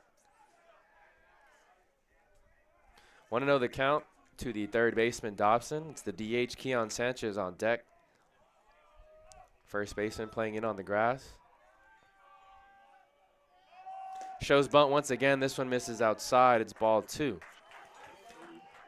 The defense for the Vaqueros, Gambardella behind the plate. Harris at third. Arguelles at short. Garoso at second, Coscuscio at first base. Left field is manned by Ethan Watson. Showing bunt once again, but it's ruled a ball. 3-0 the count. In center field, it's Patrick Walsh, and in right, it's Zach Torres. The defense for the Vaqueros. They trail 1-0 here in the bottom of the 5th. Runners on first and second, nobody out. Dobson showing bunt once again with a 3-0 count. Move over back to second, and Deanda's back in standing.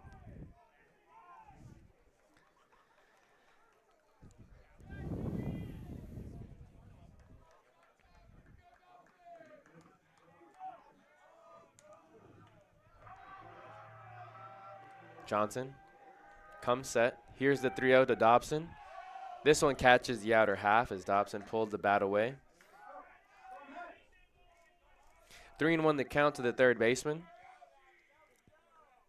Again, it was a leadoff single by Jimmy Deanda. Then Rocha was hit on the very next pitch. It's now a 3-1 count to the third baseman, Dobson. He's going to show bunt once again. This one he has to duck out of the way, and it's ball 4. So a 5-pitch walk to the third baseman. Now looks like Jeff Walker is going to take the stroll to the mound with the bases loaded situation, nobody out. Looks like that'll be the end of the day for Bradley Johnson. So new pitcher to tell you about once we get the number. Go ahead and relay the name to you.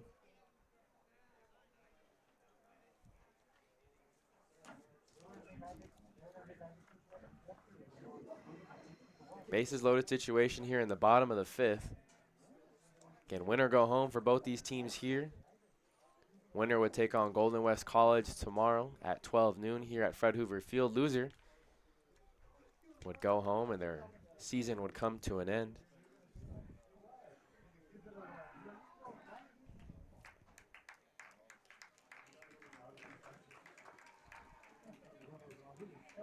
So it's going to be a righty on the mound.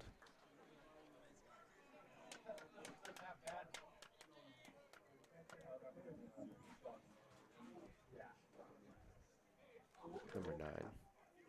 Looks like it's number 9, Halen Jaden Guerrero, freshman from Pittsburgh, California, not Pittsburgh in Pennsylvania.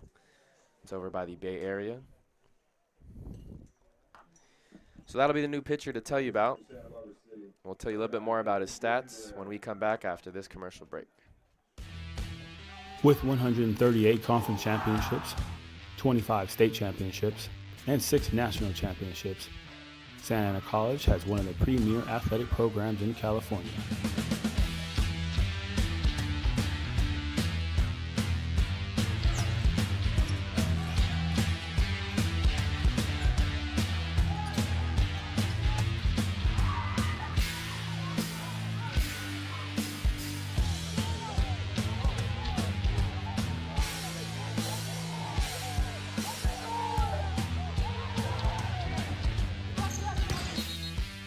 With your help, we will continue to provide opportunities to student athletes as they thrive in both athletics and academics.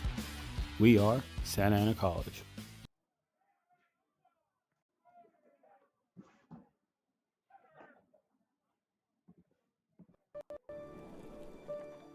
Life doesn't change overnight. It takes effort and dedication. It takes learning new skills and putting yourself and loved ones first. At Santa Ana College, you can complete a full-time. So the first batter that the new pitcher will face is the freshman Keon Sanchez, the DH. He singled back in the bottom of the 4th and came around to score. He's the lone run to come across for the Dons. Again, it's Halen Jaden Guerrero on the mound, the righty. This one misses below the knees for ball 1. Jaden Guerrero, wearing number 9, has made 18 appearances for the Vaqueros this season. 17 came in relief. This one misses wide. 2-0 the count.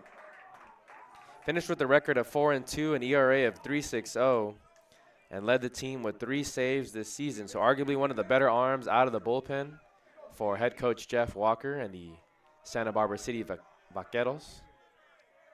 Here's the 2-0. This one misses the outer half. It's now a 3-0 count. So 3 straight balls by the new pitcher.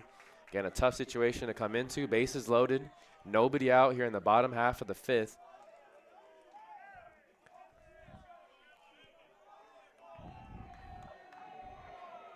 Here's the 3-0 to Sanchez.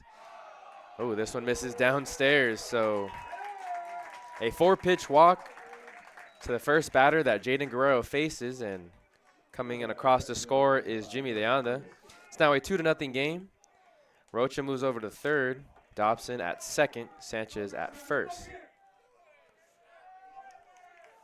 In 25 innings of work, Jaden Guerrero has given up 21 hits, 10 earned runs, 15 walks, and 27 strikeouts.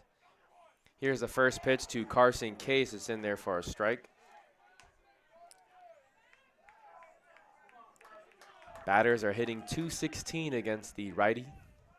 Get a freshman from Pittsburgh High School. This one, ooh, a nice breaking ball on the outer half. A lot of bend on that one as it's a 0-2 hole for the right fielder. Here's the 0-2 from Guerrero. This one, a check swing by Case, but it's ruled a ball. Ramped up on the velocity there on that pitch. Bases loaded, still nobody out. Dons lead 2-0 here in the home half of the 5th.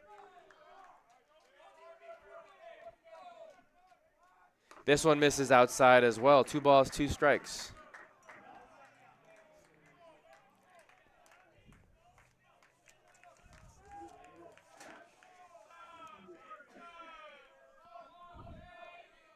The sophomore from Foothill awaits the 2-2. Here it is. This one tapped right back to the pitcher. He's going to throw it to Gambardella for 1 out. Now Gambardella on to first in time. So a 1-2-3 double play. You don't see those a whole lot, as the lead runner, Rocha, out at home plate. Now 2 outs in the inning. A huge ground ball for the pitcher, Jaden Guerrero. Runners on second and third still. 2 runners in scoring position for the catcher, Connor Deach.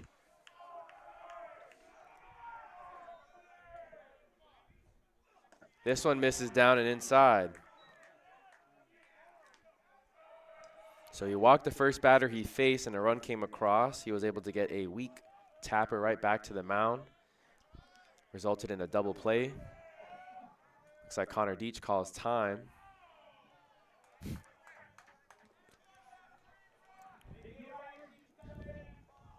One ball, no strike for the sophomore from Mission Viejo High School. Had a single in his last AB. This one misses down and away. 2-0 the count to the catcher. 1 run came across in the 4th inning. Another one came across here in the 5th. Dons lead 2-0. This one hit hard into left field, pulled down the line. That's going to be trouble for the Vaquero defense as 2 runs come across. Connor Deach has a standing 2 RBI double. That was a laser off the bat off Connor Deach. And with 2 outs, the Dons keep it rolling.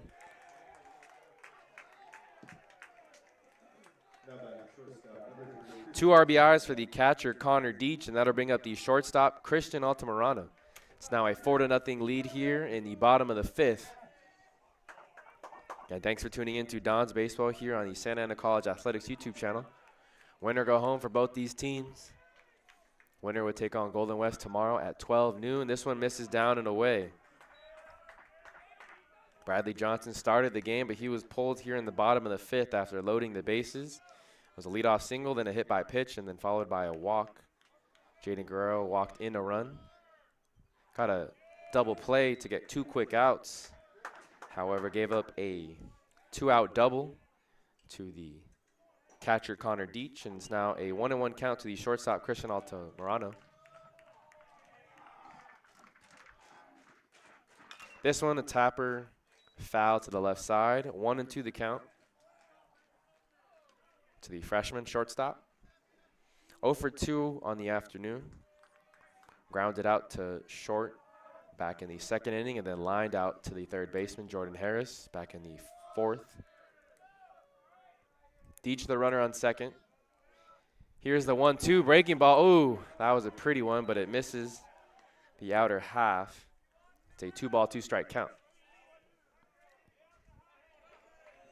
A lot of horizontal break there on that breaking ball from Jaden Guerrero. 2 balls, 2 strikes, 2 outs. This one in the same spot, and it's ruled strike number 3. So Christian Altamirano goes down looking. He's not too happy with the strike 3 call. However, the Dons get 3 more runs here in the bottom of the 5th. They now lead 4-0. And thanks for tuning in to Dons Baseball here on the Santa Ana College Athletics YouTube channel. Let's go ahead and check around on some scores from around the 3C2A. Again, a pretty cool day here at Fred Hoover Field. It's been a weekend full of surprises. Dons lost the first game of the weekend in surprising fashion by a score of 18-1. Then they surprised the Golden West Rustlers by winning game number 2 by a score of 14-3. The Rustlers, needing to win in the first game today, defeated the Vaqueros 16-5. And then just before game number 4, another surprise, the Mariachi brand kind of popped out of nowhere and is over on the 3rd base side of the stands here, playing music in between innings. Saddleback has a 13-4 lead over LA Valley. That game in the top of the 9th. And we have a final from Palomar. Palomar took game number 1 from Mount SAC, 9-8. Again, you want to pay close attention to that Palomar Super Regional. Palomar wins, regardless of who comes out of the Super Regional, because Palomar was the 2 seed. They'll be hosting next weekend the regional finals. So Mount SAC would need to win 2 times tomorrow in order for one of the teams here, whether it's Golden West or Santa Ana College, to host next weekend.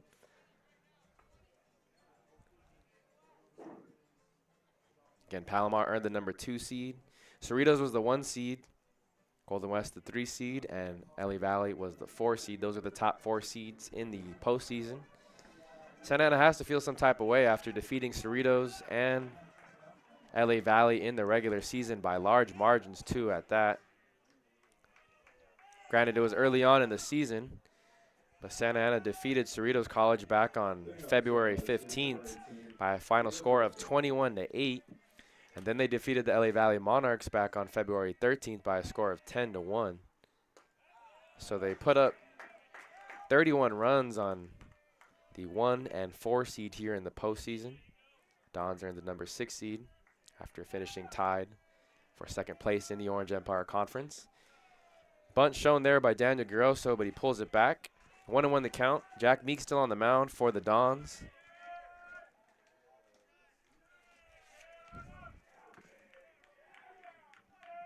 Top of the 6th inning. This one misses wide and high.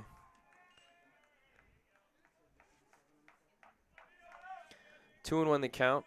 1-2-3 doing this half of the inning for the Vaqueros. Daniel Giroso followed by Ethan Rodriguez and then Presley Coscuscio. This one is a breaking ball. This is down and in. Dons lead 4-0. Let's see how long Jack Meek can go. He's only at 68 pitches. Next pitch will be number 69. This one misses outside. And so it's a leadoff walk for the Vaqueros.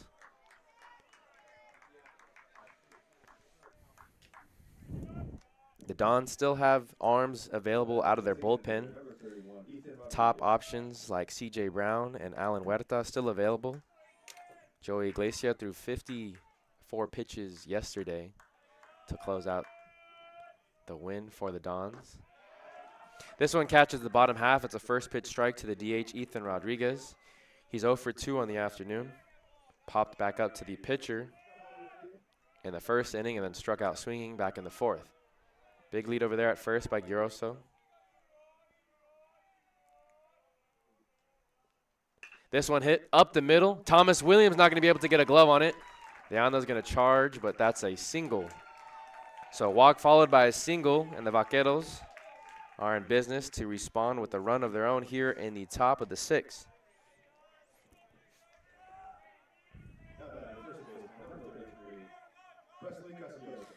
They had runners on first and second back in the 5th inning. However, Jack Meek was able to work out of a jam. They got a runner to second base back in the top of the 3rd. However, he was stranded at second. So they've had opportunities to score. Jack Meek will now face the first baseman, Presley Coscuscio. This one hit softly into center field. Jimmy DeAsta gonna race in. Gonna have to play this one off a hop, and it's a single. He gets this one in quickly, so the runners will only move 90 feet.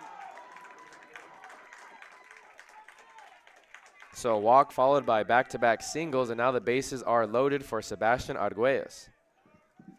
Number 3, Sebastian Arguelles. And now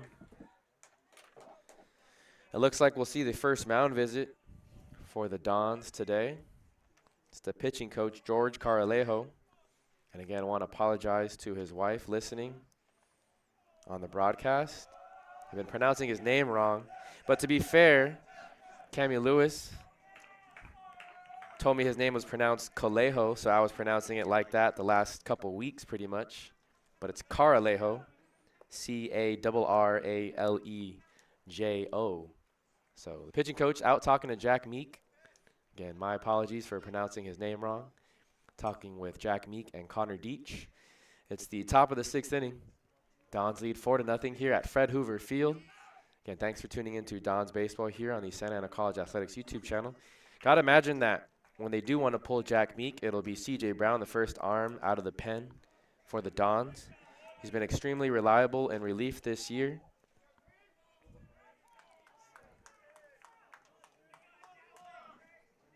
They could also go to Alan Huerta, a sophomore from Sonora High School. Both he and C.J. Brown are tied for 14 appearances out of the bullpen this season. Ooh, this one misses down and inside. First pitch to Arguelles. 1-0 the count. Bases loaded. Giroso over at third, Rodriguez at second, Coscuscio at first. This one misses wide. 2-0 the count. Middle infield at double play depth, and the corner infielders are back in regular position, so they'll concede the runner at home plate. This one hit high up into the air. I don't think that's going to be deep enough for someone to tag.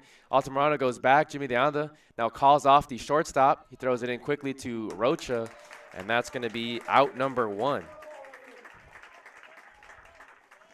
So just what you wanted if you're rooting for the Dons. A costly out there for the Vaqueros. That was the cleanup hitter too, Arguelles. Now it'll be the 5-hitter, Patrick Walsh. He's 0 for 1 on the afternoon. Drew a walk in his last AB. Was caught stealing. To lead off the 5th inning. Hits from the right side. Base is still loaded. This one's hit high over the shortstop, and that's going to go into left center. At least 2 runs will come across to score. De Anda has trouble. Gets it in quickly to second base. And it's a 2 RBI double. Now coming across the third is Coscuscio. Here's the throw. Not going to be in time. So 3 runs come across. And that was a bad throw from Jimmy De Anda to second base. It scooted away from Thomas Williams, not that far, and 3 runs come across. I think he ruled out a double and then an E8 on the throw. So 2 RBI double by Patrick Walsh. And that 3rd run coming in off the error by Jimmy De Anda. This one misses high and away. 4-3 now is the score here in the top of the 6th. 1 out. And it's Vince Gambardella. He had a single back in the 5th inning. This one misses wide. 2-0 the count. Again, the Santa Barbara City dugout. Making a lot of noise over there on the third base side. Here's the 2-0 to the catcher. This one misses upstairs. It's a 3-0 count. You have the number 7 hitter, Zach Torres. 0 for 2 on the afternoon on deck.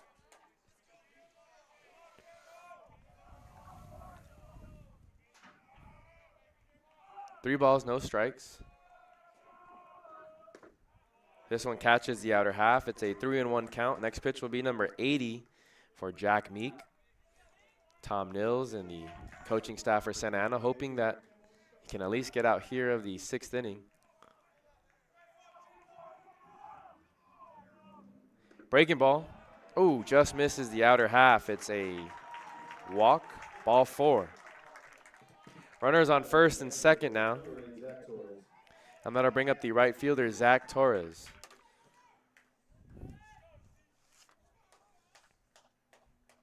Torres was hitting 179 entering today's game.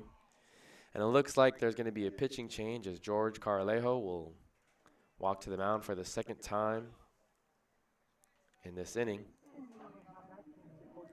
And runners on first and second. This inning started off with a walk to Giroso. Ethan Rodriguez had a single, then followed by another single by Coscuscio. Then it was a shallow fly out for Sebastian Arguelles. Then a 2 RBI double by Patrick Walsh, and on the throwing error by Jimmy De Anda. Coscuscio came in to score. Jack Meek walked the next batter. He gets a standing ovation from the Santa Ana crowd here at Fred Hoover Field. His day is done after 80 pitches. And a new pitcher to tell you about, wearing number 33, it's the sophomore from Pacifica High School, C.J. Brown. C.J. Brown doesn't have overpowering stuff, but he does have a big sweeping slider. One of the nastier pitches out of the bullpen for the Santa Ana team.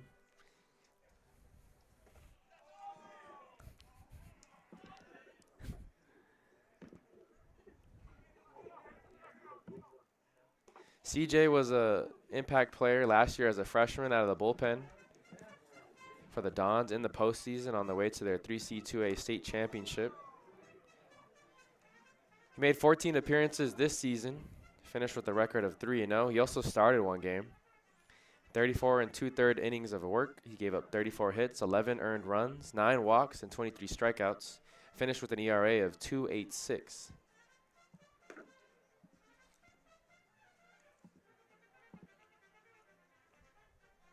He made 21 appearances as a freshman last year. Finished with a record of 6-3, had 2 saves. His ERA was a little higher with the finished the season with 5.27 ERA, but pitched 56 innings of work. Allowed 33 earned runs, 21 walks, and 40 strikeouts. Again, that was last year as a freshman. This year, a lot more unhittable as a sophomore. So C.J. Brown is the new pitcher for the Dons. He'll be tasked with getting the final 2 outs here in the 6th inning. Jack Meek responsible for the runners on first and second. Zach Torres, the right fielder. There's that front door breaking ball. Nice slider there by C.J. Brown for strike 1.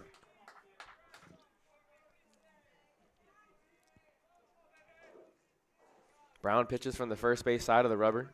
Wearing number 33. Runner goes from third for third. This one's hit into the air. Jimmy DeAnda racing over to left center. He's going to make the catch, and retreating back are both the runners. There's not going to be a play on either of them as they both get back in time. It was a double steal attempt. A long fly out for Zach Torres for out number 1. Out number 2, excuse me. So 2 outs in the inning. And that'll bring up the third baseman, Jordan Harris. He had a single in his last AB, 1 for 2 on the day. Dons lead 4-3. Vaqueros have 3 runs, 7 hits, no errors. Dons have 4 runs, 6 hits, no errors. It's been a clean game defensively for both the teams here. Brown comes set. Here's the first pitch to Harris and misses downstairs, 1-0 the count.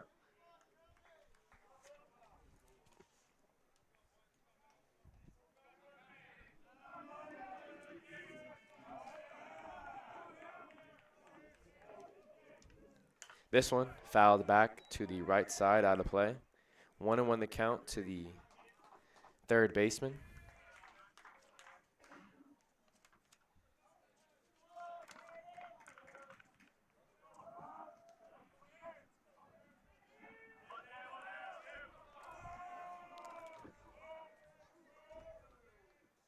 This one, high chopper up the middle for Christian Altamirano. He leaps, has to throw over to first, and makes the throw in time for out number 3. Not an easy play there for the shortstop, having to wait for that ball to come down. The Vaqueros get 3 runs here in the top of the 6th. They now trail 4-3. Again, thanks for tuning in to Don's Baseball here on the Santa Ana College Athletics YouTube channel. Due up in this half of the inning is 1-2-3. Thomas Williams followed by Jake Long, and then Jimmy DeAnda. Don scored 3 runs in the 5th, 1 run in the 4th, so let's see if they can keep that stretch of scoring. Again, the winner of this game would take on the Rustlers tomorrow at 12 noon. Thanks for tuning in to Don's Baseball here on the Santa Ana College Athletics YouTube channel. We'll come back right after this commercial. When you get to hoist the trophy, the next season comes with a big target on your back. There isn't a man in that dugout who isn't clear on the objective. A coach who knows what it takes, sophomores who are hungry for an encore, and freshmen who want to cement their name in history. So no matter the time or the place, regardless of the adversity we may face, we don't hang our heads. we hang banners. There's no room or time for panic, because come May, we know how to create that magic. The bumps and bruises along the way may have taken a toll, but come postseason, the only thing on our mind is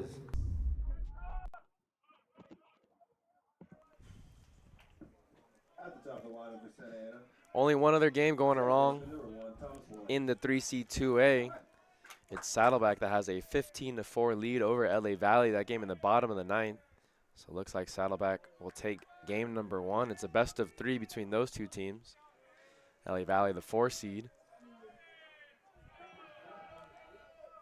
Both Saddleback and Santa Ana played in the 3C2A state championship last season. The Dons came out victorious, winning both of those games.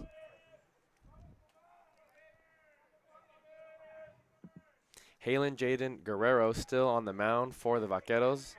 It's a foul tip there by Thomas Williams.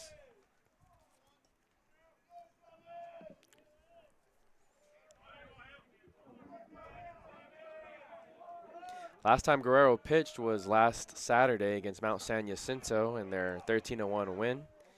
He pitched 2 innings of work. Was given the save. Only allowed 2 hits in those 2 innings.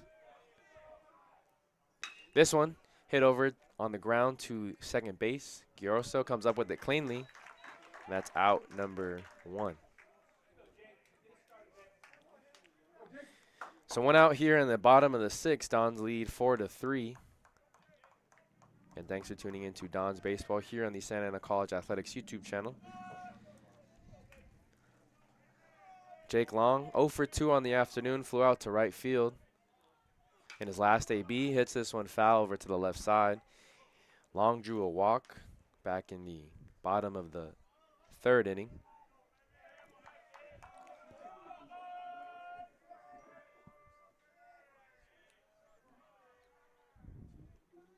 This one misses outside. 1-1 the count.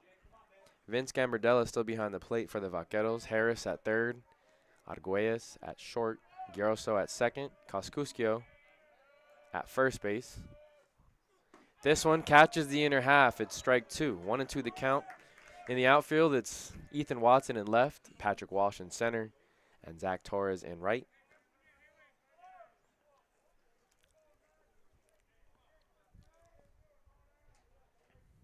Here's the 1-2. This one hit into the air off the end of the bat.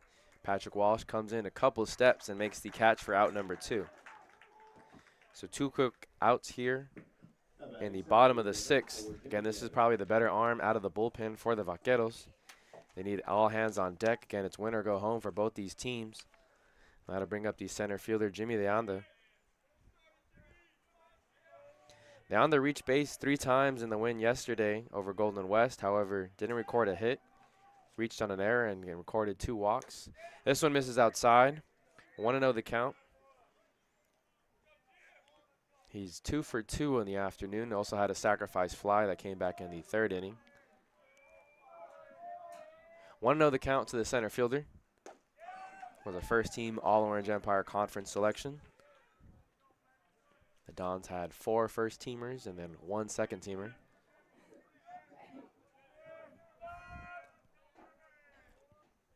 Here's the 1-1. This one fouled out of play to the right side over the netting. Bounces on the blacktop over there by the sand volleyball courts.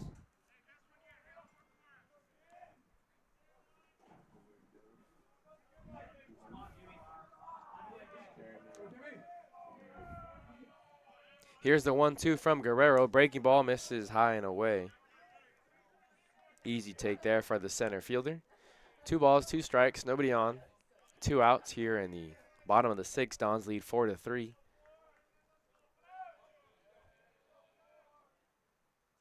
This one misses outside as well. 3-2 the count. Again, you see how carefully they work to Jimmy Leanda. On deck is the first baseman, Mikey Rocha. He's 0 for 2 on the afternoon. Was hit by a pitch in his last AB. This one poked out to the right side, and that's going to fall for a single. So another 2-out single, the second single of the afternoon for Jimmy Leanda. First baseman, number 7, Mikey Rocha. Now to bring up the first baseman, Mikey Rocha. That's the 7th hit of the afternoon for the Dons.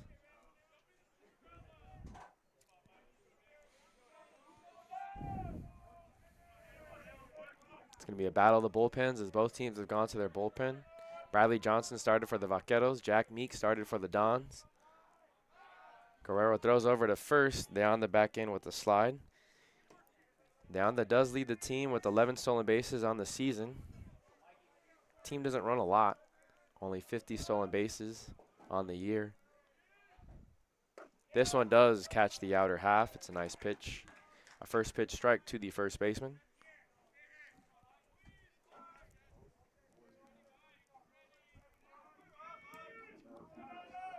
No balls, 1 strike. They're going to throw over to first again.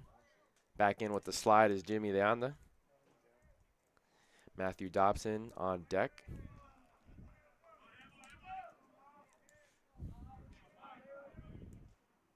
This one misses in the dirt, but Gambardella keeps it right in front of him, so the runner will stay put at first base. 1-1 the count. And a nice day for baseball here at Fred Hoover Field. Golden West hosting this round of the Super Regionals, earning the number 3 seed in the postseason. Runner goes. This one's hit over to the left side past Arguelles, and Leanda will now move to second. Watson fumbles it over there in left field, but Leanda's going to stay put at second. So the runner was in motion on the pitch. Third baseman, number 10, Matthew Dobson. Back-to-back singles there by the sophomores.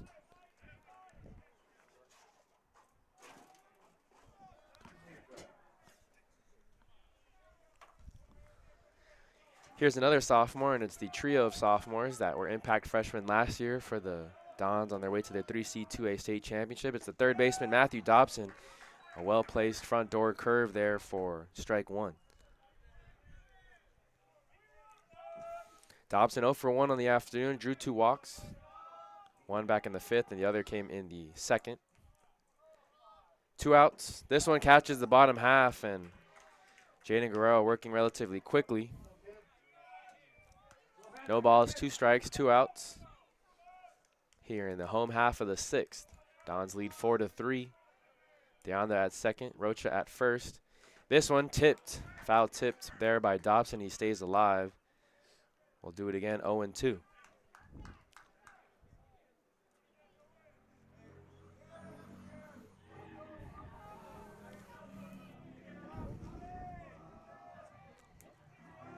Jaden Guerrero comes set, pitching from the first base side of the rubber. Here's the 0-2 to Dobson. Breaking ball, foul tipped into the glove, and that's strike number 3. So big pitch there by Jaden Guerrero as he gets the third baseman to strike out swinging. The Dons get 2 runners on, however, unable to capitalize. The score remains 4-3 in favor of Santa Ana College. Again, thanks for tuning in to Dons Baseball here on the Santa Ana College Athletics YouTube channel. We'll be right back after this quick commercial break.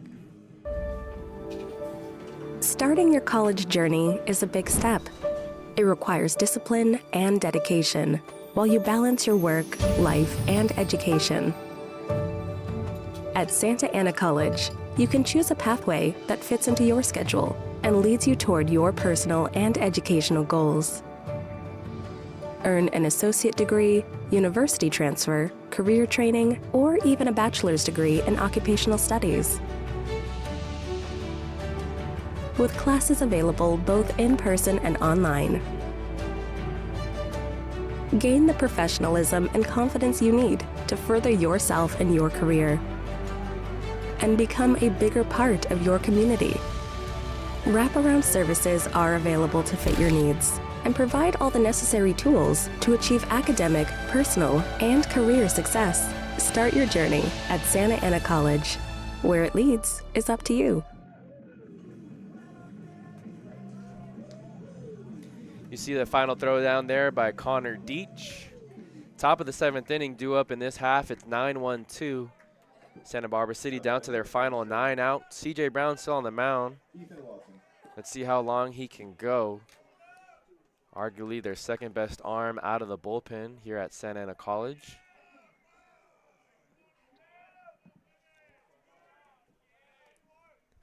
This first pitch hits Watson, the left fielder, so a hit by pitch to start the top of the 7th. Not an ideal start for Tom Nils and the coaching staff over in Santa Ana College. At the top of the lineup for Santa Barbara City, number 18, Daniel Grosso. CJ Brown's longest outing of the season was 4 2/3 against Glendale College. That came back in February 27th. He recorded the final 2 outs in the top of the 6th. Grosso going to show bunt, missed on the breaking ball. They're going to throw down to first. Rocha applies the tag, but not in time. Big secondary over there. I think Watson assumed that Grosso was going to get that bunt down. It was a breaking ball that Grosso missed. 0-1 the count.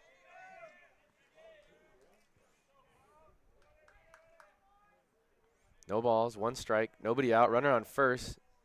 Daniel Grosso at the plate. This one was fouled off to the right side. Again, that breaking ball just moves so much off of the hand of CJ Brown. 0-2 the count now to the second baseman. Daniel Grosso, 0 for 1 on the afternoon. He's walked twice. Came around to score back in the 6th inning. Was caught in a pickoff by Jack Meek back in the top of the 1st. Runner, small lead over there at first. 0-2 count. This one nearly hits. And it scoots away from Deach. The runner's going to be able to get into second on the, I guess you could rule that a wild pitch. Deach got a glove on it. Nearly hit Grosso.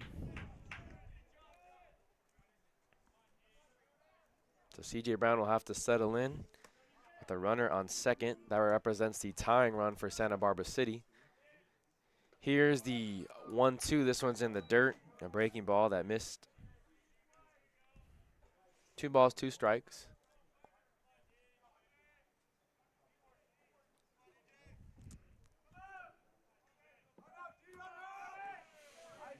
On deck is the DH, Ethan Rodriguez, back-to-back lefties in the lineup for the Vaqueros. This one, a jam shot. This one hit on the ground to third. Dobson throws over to first in time for out number 1. Great play over there by Rocha to stretch out and lay out for that ball. Staying at third base is Ethan Watson. It was a high, slow chopper for Dobson, so he had no chance of getting the runner at third. So at the very least, Grosso moves over the runner. And because of the wild pitch, he was at second base, so he moves over to third. Runner on third, 1 out. CJ Brown will have to work a magic act in order to strand that runner over at third base. Ethan Rodriguez steps into the batter's box, hitting from the left side. 1 for 3 on the afternoon. This one misses outside. Infield's going to play in. We're about halfway in. Both the shortstop and second base are about 3 steps away from the grass. Same with the corner infielders, about 2 steps away from the edge of the grass. This one does catch the outer half. It's a 1-1 count to Ethan Rodriguez. He had a single back in the top of the 6th off of Jack Meek. It was back-to-back singles by Rodriguez and Koskuskio. 1-1 the count. Here's CJ Brown's pitch. This one also catches the outer half. Using only the fastball here against the DH, Ethan Rodriguez. Let's see what CJ Brown does here. Up 1-2.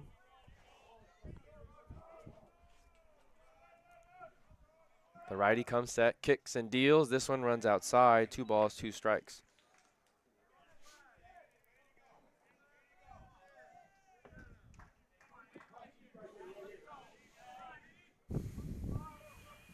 Big spot for the Vaqueros here. They trail by 1 run. That tying run over at third base, 90 feet away. 1 out in the inning. This one swung on and missed. A big strikeout there for CJ Brown.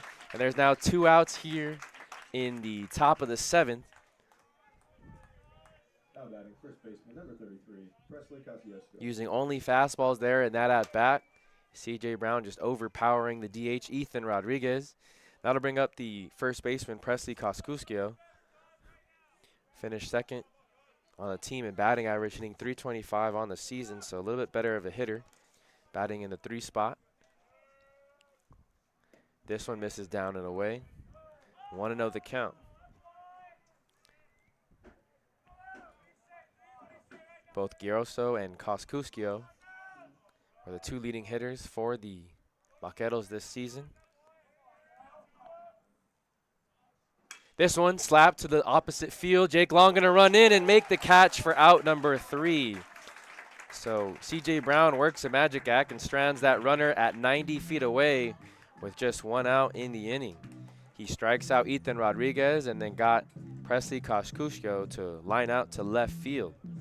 Don's still hanging on to that 4-3 lead. They could use some insurance runs as we head to the bottom of the 7th. Again, thanks for tuning into Don's Baseball here on the Santa Ana College Athletics YouTube channel. With 138 conference championships, 25 state championships, and 6 national championships, Santa Ana College has one of the premier athletic programs in California.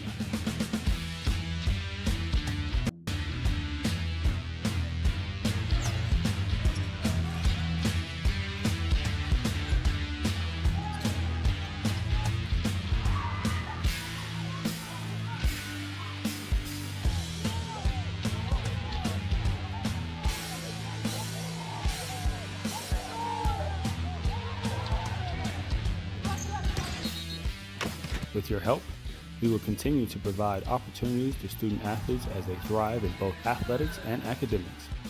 We are Santa Ana College.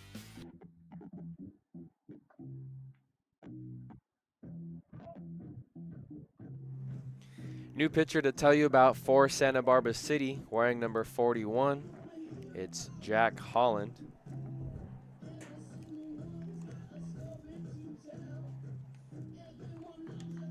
Jack Holland is a sophomore from Santa Barbara High School. He made 8 appearances for the Vaqueros this season. 6 were out of the bullpen. Finished with a record of 1-2, an ERA of 6 flat. He recorded 1 save. And in 9 innings of work, he gave up 9 hits, 8 runs, 14 walks to go along with 11 strikeouts. So again, it's win or go home here for both these teams. The Vaqueros electing to pull their best arm out of the bullpen in Jaden Guerrero. He came into the game back in the top of the 5th inning, was able to record the final 3 outs, worked a clean 6th inning. However, his day is done after 2 innings of work. Last time Jack Holland pitched was back on April 26th, the final regular season game of the year. He pitched 2 innings against Moore Park College in their 8-3 victory. So he will be tasked with keeping the score as is. 4-3 is the score in the bottom of the 7th. 6, 7, 8 due up in this half of the inning. This one misses the outer half, a breaking ball for a first pitch. 1-0 the count.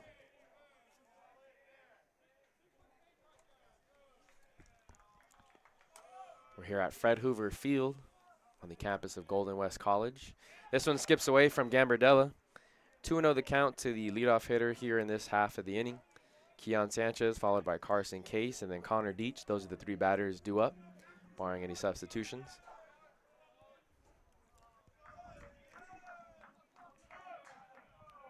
Jack Holland, the righty, pitching from the first base side of the rubber, fires a fastball on the inner half of the plate. 2-1 the count. Vince Gambardella still behind the plate. Jordan Harris at third. Sebastian Arguelles at short. Daniel Giroso at second. Presley Koskuskio at first. There's now 2 balls, 2 strikes in the AB to Keon Sanchez. Sanchez 1 for 2, has reached base twice. The other time was a walk that came back in the bottom of the 5th. He came around to score. This one misses the glove and everything. Another wild pitch. 3 balls, 2 strikes to the DH.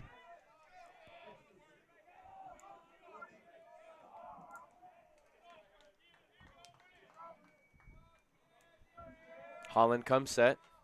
This one hit right up the middle. Arguelles ranging to his left, dives, tries to make the throw from his knees. However, the ball slips out of his hand. Good display of athleticism to even get to that ball. But it's going to be ruled an infield single. Now batting, right fielder number 5, Carson Case. Again, Santa Barbara City in their black uniforms, white pants. Dons in their reds with their gray pants. Game number 4 of this Super Regional weekend. Winner would take on Golden West tomorrow at 12 noon here at Fred Hoover Field. All 3 teams are 1-1 in the Super Regional round. Carson Case shows bunt. He pops this one up into the air. Gambardella is going to go back, catches this one against his chest. Nice athleticism there by the catcher. Not an easy play to make as he threw off the mask, trapped it against his chest plate. Now batting, catcher number 18, Connor Deach. So Carson Case unable to do a job and move the runner over. One out in the inning. Connor Deach will now step into the batter's box. Keon Sanchez still at first base.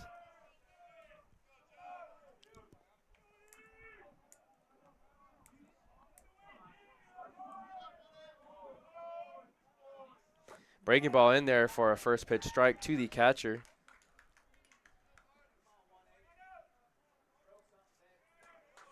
Deach had a 2 RBI double in his last AB.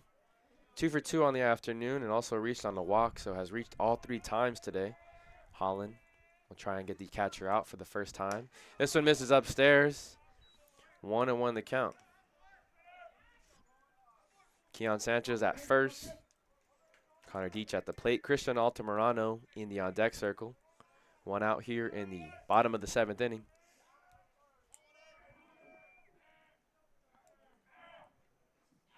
Breaking ball misses upstairs. It's a 2-1 count.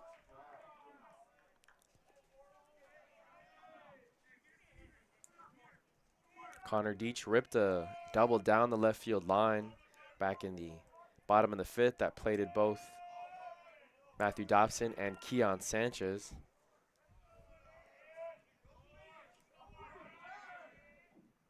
This one hit hard but foul to the right side, going towards the pool over there. And it's now a 2-ball, 2-strike count.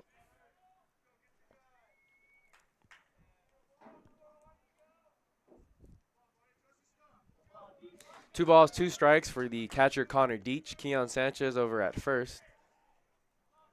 1 out in the inning.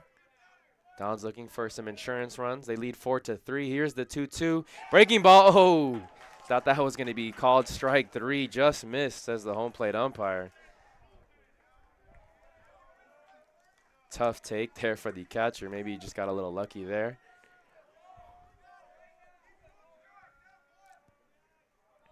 Three balls, 2 strikes. Keon Sanchez over there at first. So below average speed on the base paths. This one catches the bottom half. Maybe that's a makeup call for the last pitch there. It's a strikeout looking of Connor Deach. Now batting shortstop number 3, Christian Altamirano. And so that'll bring up the freshman shortstop, Christian Altamirano. Keon Sanchez still over there at first. Carson Case tried to bunt him over, but he popped up behind home plate. And Vince Gambardella made an acrobatic catch in foul territory. Connor Deach struck out looking. Throw over to first. Good move over there by Holland. However, Sanchez is back in with the slide. Ethan Watson in left field, Patrick Walsh in center, and Zach Torres in right. The outfield for the Vaqueros defense. Koshkushkio still holding the runner at first. This one misses upstairs. Altamirano ahead in the count 1-0. He also struck out looking to end the bottom of the 5th inning. It was a questionable call, maybe another makeup call there by the home plate umpire. Here's the 1-0. This one catches the bottom half. 1-1 the count. Altamirano 0 for 3 on the afternoon. Lined out to the third baseman back in the 4th inning and then grounded out back in the 2nd.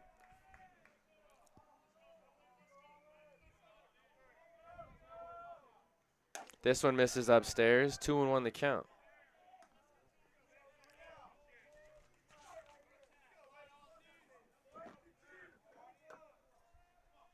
Altamirano went 0 for 4. Did have an RBI ground out in the win yesterday over Golden West. Final score was 14-3. He swings at this one, misses. It squirts out of Gambardella's glove, and Keon Sanchez will now go to second on the pass ball. So that could come up costly if Christian Altamirano finds the outfield on a base hit. Pass ball by the catcher, Gambardella. So Keon Sanchez now at second. 2 balls, 2 strikes, 2 outs. Here's the 2-2 from Jack Holland. This one hit into the air but foul over to the right side. Falls into the dugout. Nice catch made there by one of the dugout members for Santa Ana.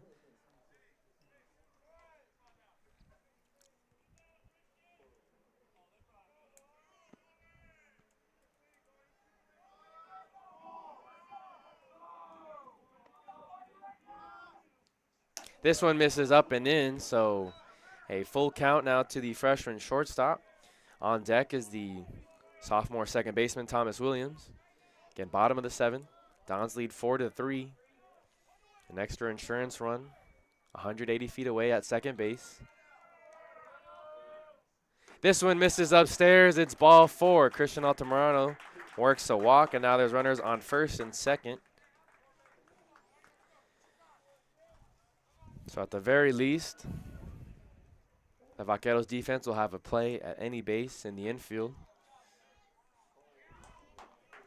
A ball hit to Jordan Harris over at third base. To his right, he could just step on the bag for the third and final out.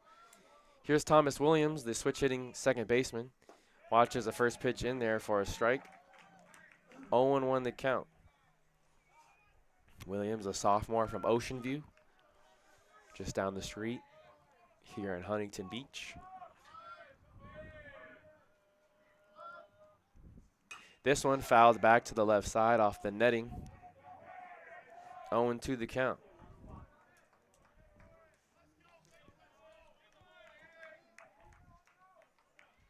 Thomas Williams had a single back in the 5th. 1 for 3 in the afternoon. Also drew a walk back in the 4th inning. Down 0-2 here. Taps this one foul to the right side. We'll do it again. 0-2.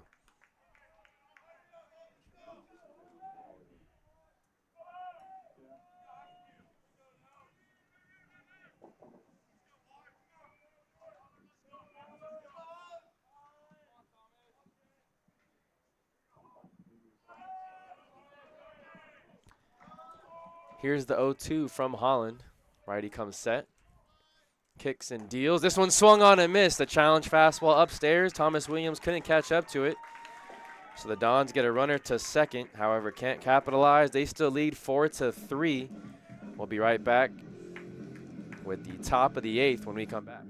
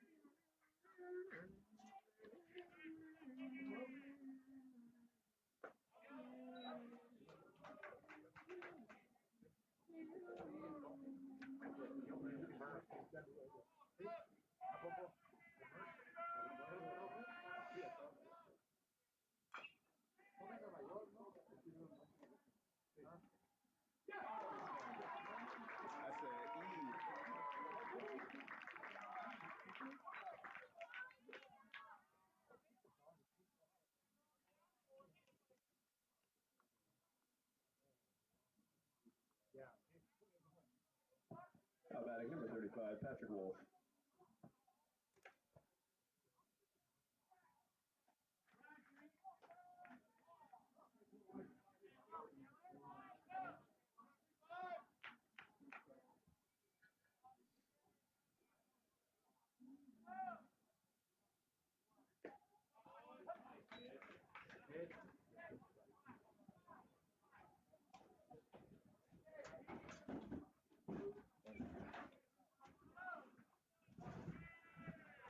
And on one count from 5 to start the game. Okay. Thank you. And then ball checking. Ooh. You still had it out there, huh?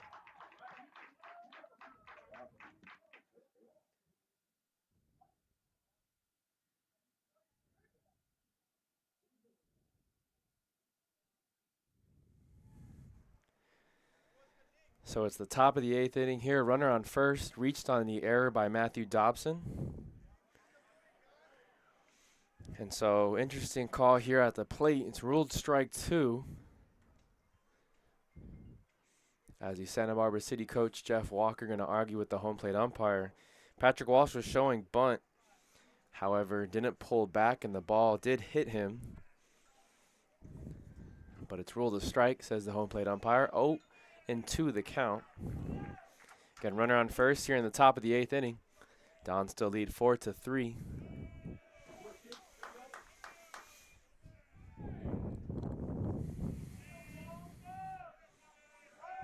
Move over there to first, and Sebastian Arguelles back in with the slide.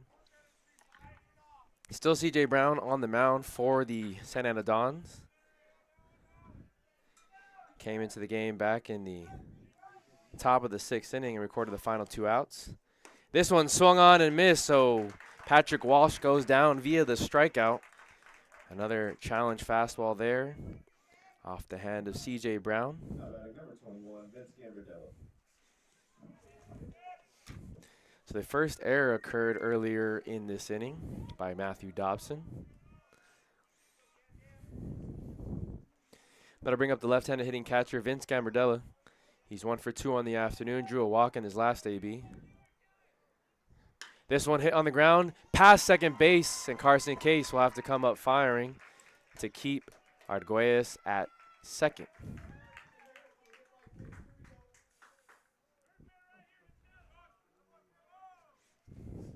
So runners on first and second. Again, we'll see how long Tom Nils and George Caralejo decide to leave in C.J. Brown. He's one of the better arms out of the bullpen for Santa Ana College, but this is a must-win scenario for the Dons. And now we'll see a mound visit as the pitching coach, Caralejo, will stroll out to the mound. And thanks for tuning in to Dons Baseball here on the Santa Ana College Athletics YouTube channel. Let's see if we have a final score from LA Valley.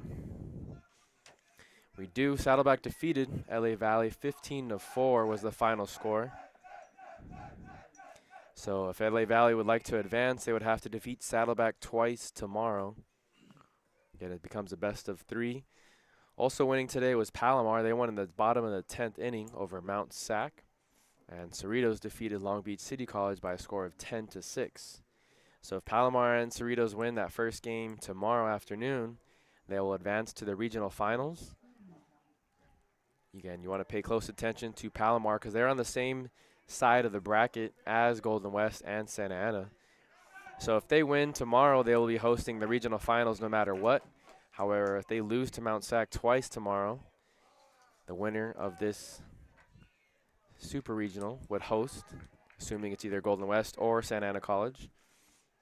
Runners on first and second. The mound visit is over. C.J. Brown still on the mound. Here's the first pitch from the righty. This one's hit over to the short side. On the right side, Altamirano records the first out as Rocha makes a nice throw. 3-6 for out number 2. And again, there's a runner 90 feet away at third base. That represents the tying run. It's a fielder's choice off the bat of Zach Torres. So runners on first and third. Connor Deach will give the signs to his infield. Nice heads-up play there by Rocha. He was a shortstop for a majority of the season last year, filling in for the injured Thomas Williams, and played shortstop down the stretch for the Dons, including the postseason. This year playing first base. This one tapped out to the left side. It's fouled off the foot. Or maybe off home plate. So what could have been an easy ground out, as Jordan Harris will get another chance. First pitch swinging. Runners on first and third, 2 outs here in the top of the 8th. Dons lead 4-3. Zach Torres is the runner at first, and Sebastian Arguelles is the runner at third. This one misses inside. 1-1 the count. Torres does have 10 stolen bases on the season. If they can guess right on one of those big breaking balls by C.J. Brown, might be worth the risk of sending him. This one is a breaking ball, misses down and away. Deach able to glove it. 2-1 the count.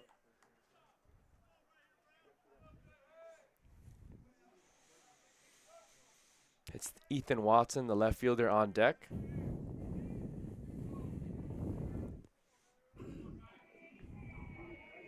Here's the 2-1. This one does catch the inner half. It's a 2-ball and 2-strike count.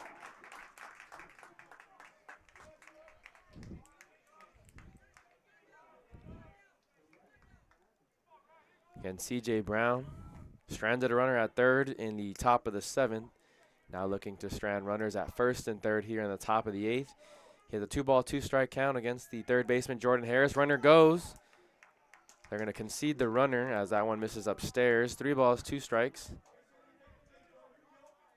Stolen base for Zach Torres. That's number 11 on the season. So 2 runners in scoring position. That runner on second represents the winning run. 90 feet away is the tying run, and Sebastian Arguelles. Here's the 3-2 from C.J. Brown. It's tapped, but foul. I believe it hit off home plate.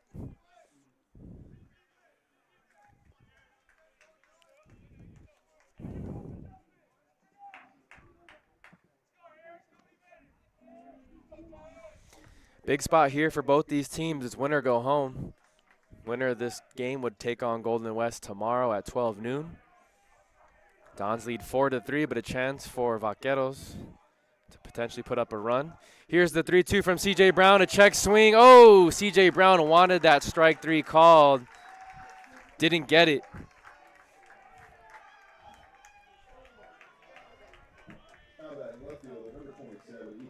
So a very nice slider thrown there by C.J. Brown. Ruled the ball by the home plate umpire. And it looks like there's going to be a pitching change made. You can tell C.J. Brown's unhappy as he's pacing back and forth outside the mound. George Carlejo will stroll and take out the right-hander. Let's see who they decide to bring out. And yes, it's the man, Joey Iglesias, the closer for the last 2 seasons for the Dons. He threw 54 pitches yesterday, so we'll see how effective he is after throwing that much yesterday in the win over Golden West. He's coming into a bases loaded situation. 2 outs here in the top of the 8th. He is going against the number 9 hitter, but the number 9 hitter is 1 for 2 in the afternoon, has reached base twice. C.J. Brown's day is done after 32 pitches. He's responsible for all 3 runners on the base paths.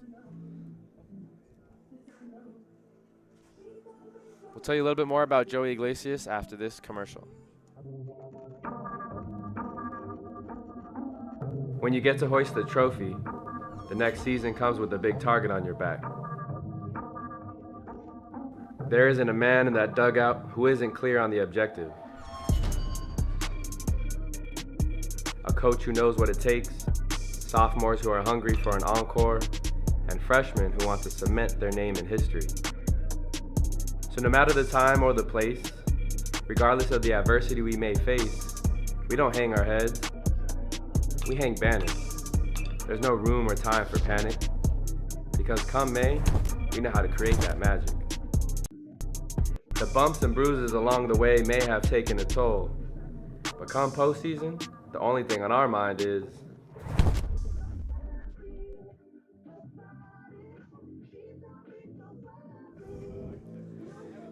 back here for the top of the 8th inning. Dons lead 4-3. Bases are loaded, and it's a new pitcher to tell you about. It's the best arm out of the bullpen, Joey Iglesias for Santa Ana College.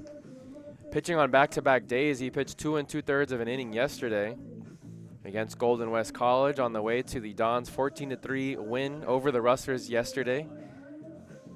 This will be the 20th appearance out of the bullpen for Joey Iglesias this season. He's worked 49 innings. Has recorded 3 saves, has given up 38 hits, 13 earned runs, 21 walks, to go with 38 strikeouts. He has an ERA of 2.39, and it would be a safe situation here for the closer, Joey Iglesias.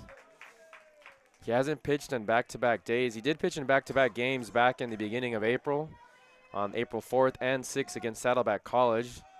Went 2 2/3 innings in both of those contests. So here's the first pitch to Ethan Watson, and he fouls this one back. It's Jordan Harris at first, Zach Torres at second, and Sebastian Arguelles at third. Bases loaded, 2 outs here in the top of the 8th. Don's hanging on to a 4-3 lead. It's the number 9 hitter, Ethan Watson. This one catches the outer half. Nice fastball there by Joey Iglesias. And he has the left fielder down in an 0-2 hole.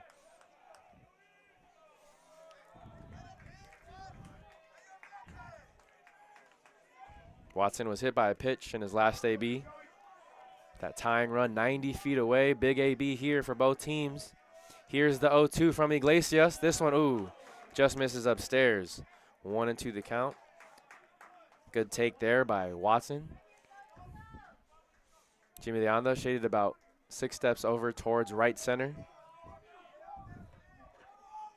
Still the same defense for the Dons. Here's the 1-2 pitch from Iglesias, the sophomore from San Diego. This one fouled off to the right side. It was rocketed into the dugout for the Dons. Hopefully everyone's okay.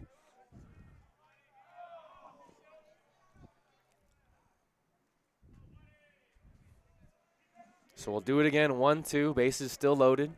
2 outs here in the top of the 8th. Iglesias comes set. The righty kicks, deals. Fastball fouled back into the netting.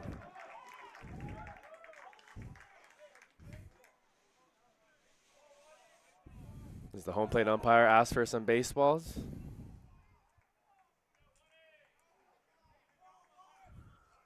Dons are the home team here in this game number 4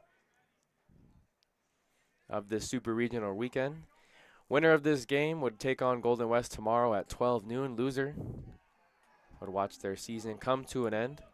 Again, the Vaqueros won the Western State North Conference, went 19-5 in conference play. The Dons finished second in the OEC.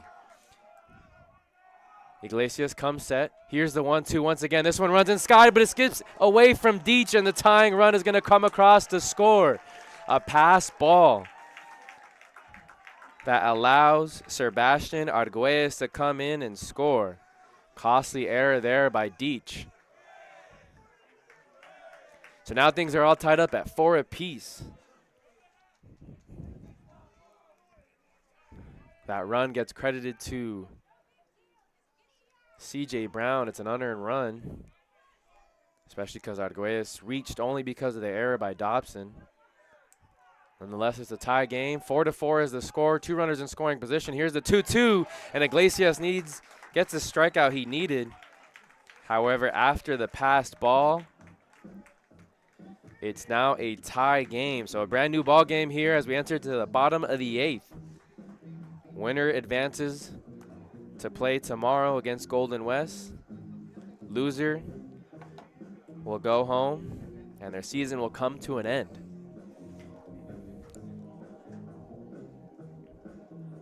Still the same arm on the mound for the Vaqueros, as it'll be Jack Holland, big righty, when we come back.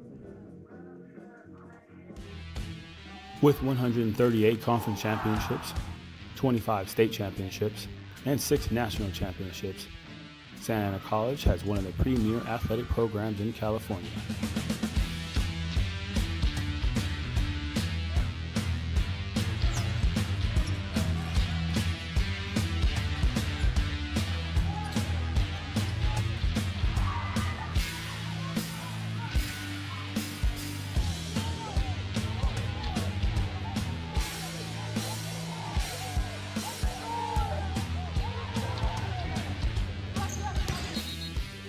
With your help, we will continue to provide opportunities to student athletes as they thrive in both athletics and academics. We are Santa Ana College.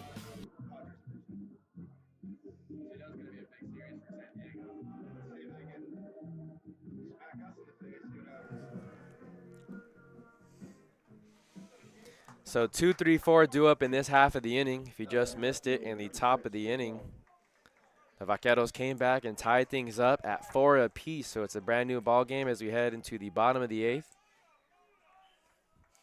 Jake Long will lead things off, followed by Jimmy Leanda and Mikey Rocha. So the heart of the order. This one misses upstairs, 1-0 the count. Jack Holland came into the game to begin the 7th inning. Needed 24 pitches. Did allow a leadoff single and then a walk with 2 outs. But with runners on first and second, he was able to get Thomas Williams to strike out. This one misses inside, 2-0 the count. The freshman from Lacerna 0 for 3 on the day. Drew a walk back in the 3rd inning. This one misses. 3-0. 3 straight balls here by Jack Holland.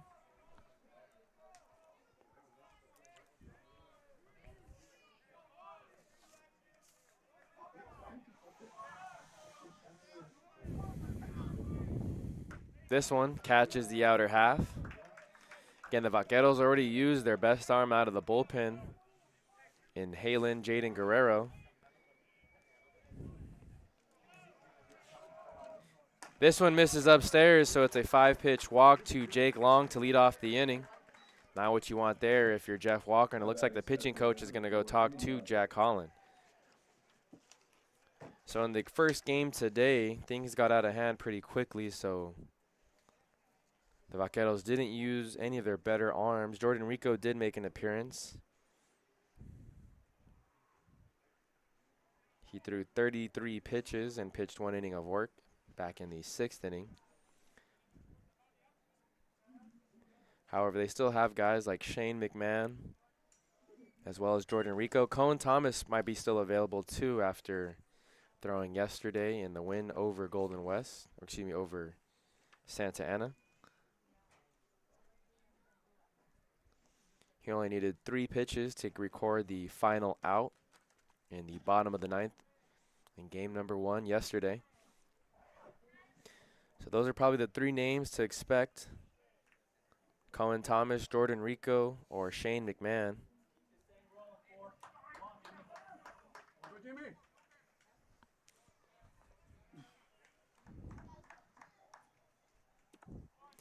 So mound visit is over.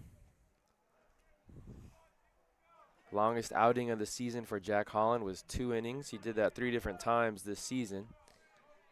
He's gone through 1 clean inning of work thus far.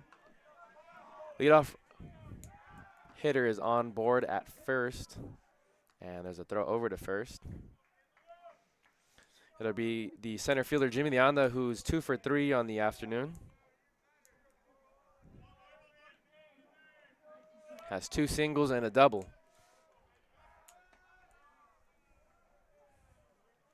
Another throw over to first, and Jake Long is back in safely.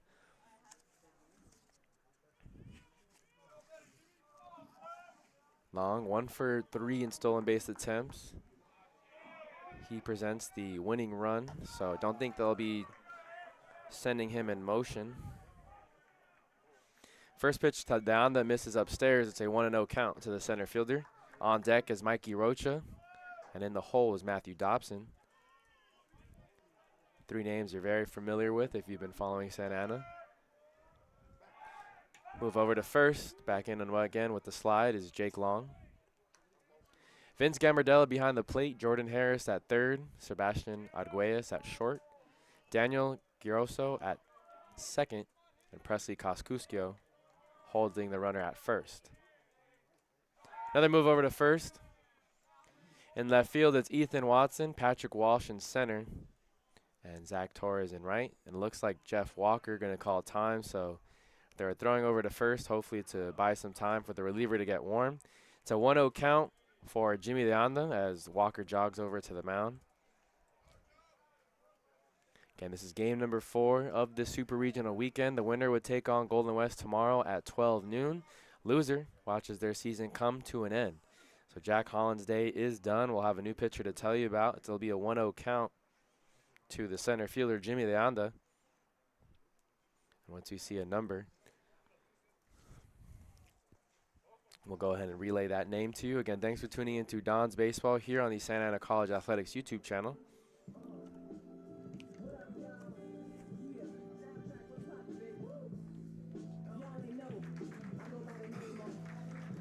Jack Holland gets an ovation from the Santa Barbara crowd that made the trip out to Golden West College. Again, Golden West hosting the Super Regional this weekend.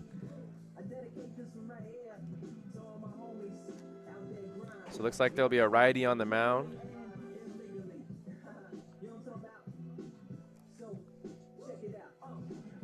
It looks like it's number 26, Cohen Thomas.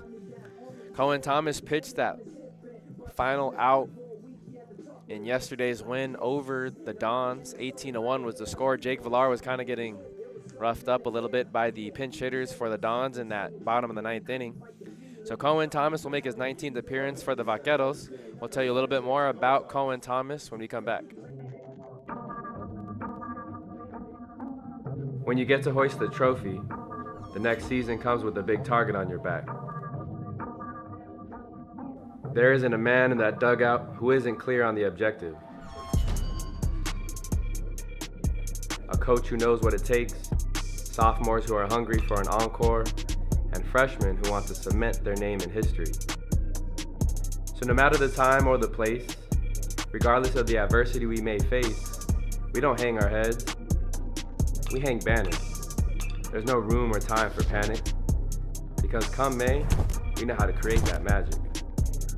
The bumps and bruises along the way may have taken a toll, but come postseason, the only thing on our mind is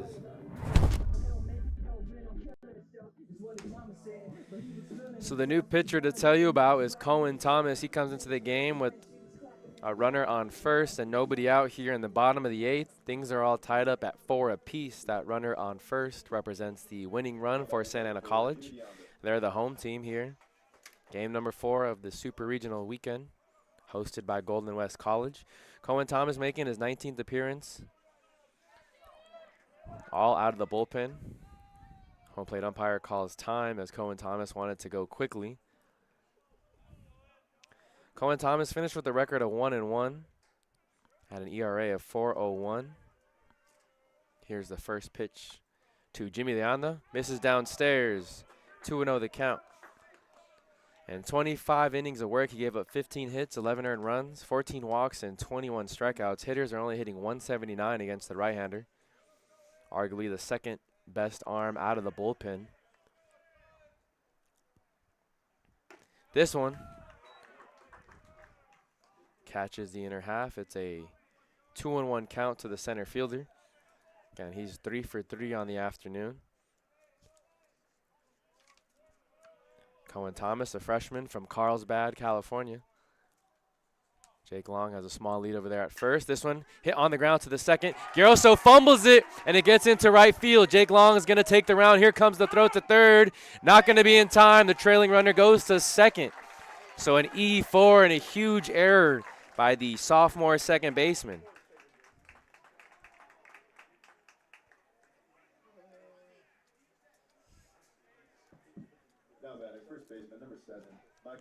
That was the ground ball that the Vaqueros needed. However, it just went right through the 5-hole. As Daniel Giroso couldn't come up with it cleanly, gets into right field. Jake Long advanced to third. And Jimmy Leanda with heads-up base running advanced to second. Breaking ball misses outside. It was a nice pitch, but had a lot of break, a lot of horizontal movement. And the first baseman watches that one miss. He had a single in his last AB, 1 for 3 on the afternoon, was also hit by a pitch, has reached base safely twice. This one pulled down the line, but foul over on that third base side. That would have been trouble. 1-1 the count.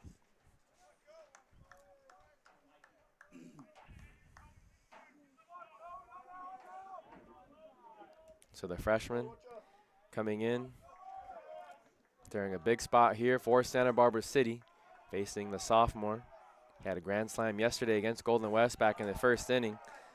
It's now a 2-1 count. The sophomore from Eastlake High School over in San Diego. 2-1 the count. Mikey Rocha awaits the 2-1 from Cohen Thomas. The righty comes set. Delivers on home, and it's a ball 3. As a breaking ball misses outside. Infield playing in on the edge of the grass.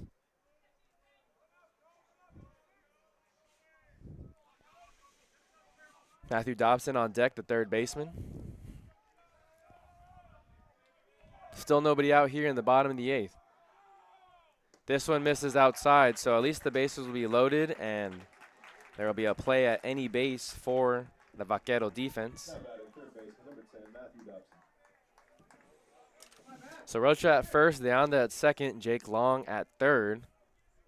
Okay, this inning started off with the walk issued by Jack Holland. An error by Daniel Garoso kept this inning alive. They're going to keep the infield in with nobody out. Again, they want to get that lead runner out at home plate. So Dobson wants to find the outfield, wants to avoid a grounder. This one misses downstairs. It's a 1-0 count to the third baseman.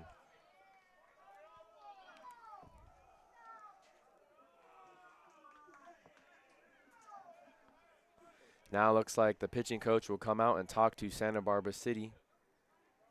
The pitcher, Cohen Thomas, along with the catcher and the rest of the infield. Okay, nobody out, bases loaded here in the bottom of the 8th. Things are all tied up at 4 apiece. The Dons got the scoring started back in the bottom of the 4th inning, pushing across 1 run and then 3 runs in the home half of the 5th inning. They gave them a 4-0 lead. The Vaqueros were held off the scoreboard until the top of the 6th, in which they got 3 runs, 2 of which came off of starter Jack Meek. Then they got 1 run in the top of the 8th, which tied things at 4 apiece. It was a pass ball off the glove of Connor Deach, the catcher, that allowed that tying run to come across the plate. So Jack Meek won't factor into the decision. Neither will C.J. Brown. Mound visit is over. It's a 1-0 count to the third baseman. Infield still playing in. Cohen Thomas still on the mound. Here's the 1-0. This one does catch the zone. It's in there for a strike. Dobson 0 for 2 on the afternoon. 2 strikeouts, but also worked 2 walks. This one misses outside. Nice job there by Gambardella to keep that one in the glove on a backhand. 2-1 the count to the third baseman. Rocha at first, Leanda at second, Long at third base. Long represents the winning run. Bottom of the 8th inning here. Here's the 2-1. This one poked out into right center. That's going to at least bring in 2. Torres comes up with it cleanly. Leanda's going to score from second base. Moving to third is Mikey Rocha, and it's a 2 RBI single for the third baseman, Matthew Dobson.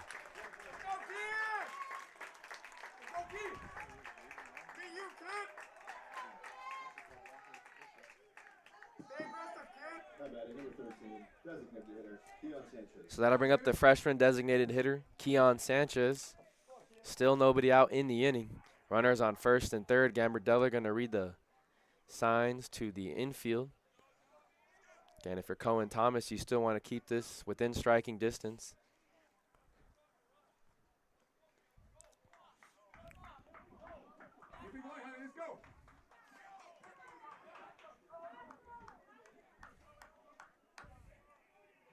So Dobson over there at first, Rocha at third. Sanchez up at the plate. Here's the first pitch from Cohen Thomas to him. This one catches the inner upper quadrant for strike one. Sanchez 2 for 3 on the afternoon. 2 singles, came around to score twice. Was also reached on a walk. This one misses outside. 1-1 the count to the freshman from Canyon Crest High School. Again, thanks for tuning into Don's Baseball here. Dons retake the lead. 6-4 now in the bottom of the 8th. Vaqueros are starting to run out of arms.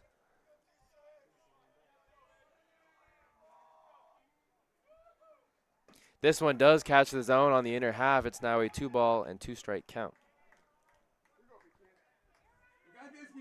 1 ball and 2 strikes, excuse me. Nobody out.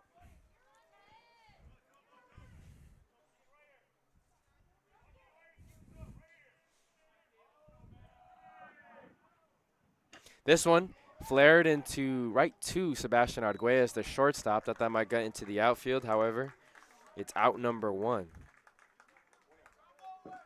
Batting right fielder, number 5, Carson Case. So Keon Sanchez makes weak contact. It's a little pop fly to shortstop Arguelles. There's now 2 outs, 1 out. A chance for the Vaqueros to churn 2. Dobson over there at first. Carson Case runs well out of the left-handed hitting batter's box. This one catches the lower half. 0-1 the count to Carson Case. He's 0 for 2 on the afternoon. Grounded into a double play and then popped up in foul territory on a sacrifice bunt attempt. There goes Dobson from first. The throw down, not going to be in time. That's going to get, no, it was Giroso who was able to glove it. Now it gets away from the catcher, and getting to third is Dobson. So Arguelles was late to cover, and you can see the catcher's frustration as Gambardella looks at his shortstop.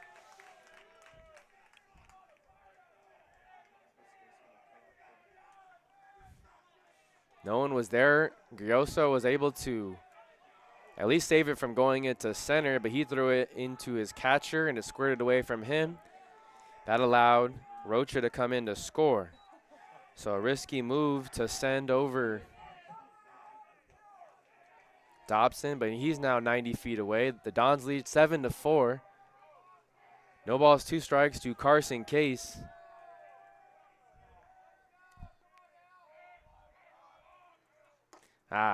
And Carson Case goes down via the strikeout.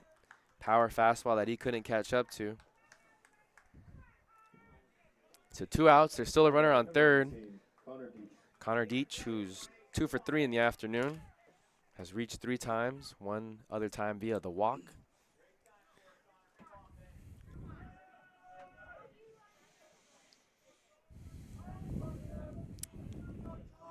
Connor hitting from the right side.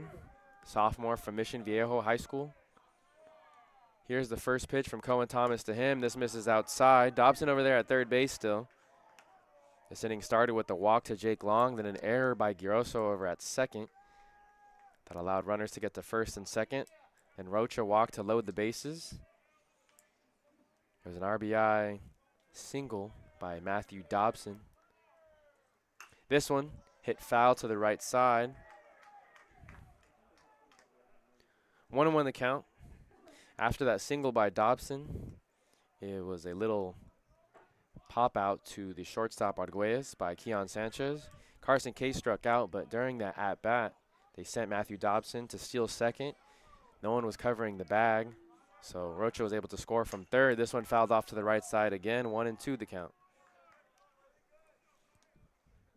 Again, just miscommunication between the middle infielders on who was covering second base.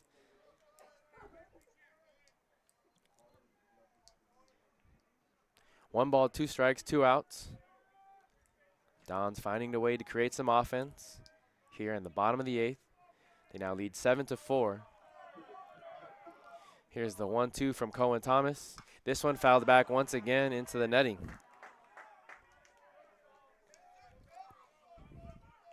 Connor Deach, a tall catcher standing at 6'3".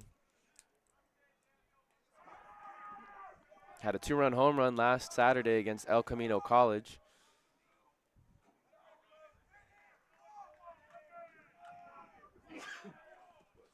This one misses down and away. 2 balls, 2 strikes. Deach went 1 for 1 in the win over Golden West. He came in as a substitution for Abel Casadejón. Went 0 for 3 in their loss to Santa Barbara City yesterday. Dons played 2 games yesterday. 2 balls, 2 strikes, 2 outs. Here's the 2-2 from Cohen Thomas. This one misses in the same spot. 3 balls and 2 strikes. Batter on deck is Christian Altamirano.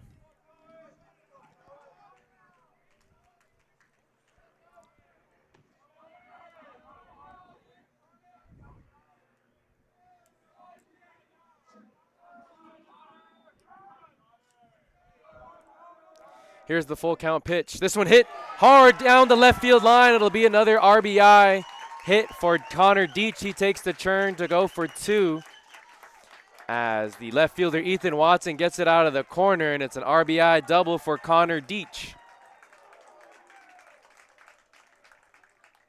Coming in to score is Matthew Dobson, and now it's an 8-4 lead for the Dons.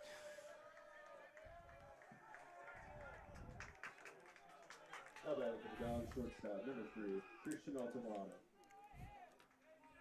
So Jack Holland responsible that first run to come across. He'll be credited with the loss if the Dons are able to come across and hang on to the win.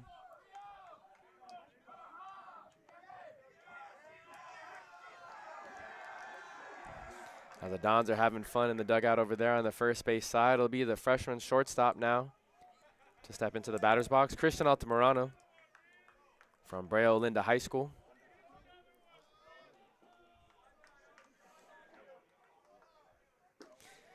First pitch is in there for a strike. 0-1 the count. Again, Cohen Thomas came into this game after Jack Holland walked the first batter. A huge error by the second baseman, Daniel Giroso, allowed this rally to get started for the Dons. They've now pushed across 4 runs here in the home half of the 8th. This one's hit into foul territory, out of play over the netting. 0-2 the count now to the shortstop. Again, just ran out of good arms out of the bullpen. They used Halen Jaden Guerrero the first time out of the bullpen. He worked a clean 2 innings. After that, they went with Jack Holland. This one misses upstairs.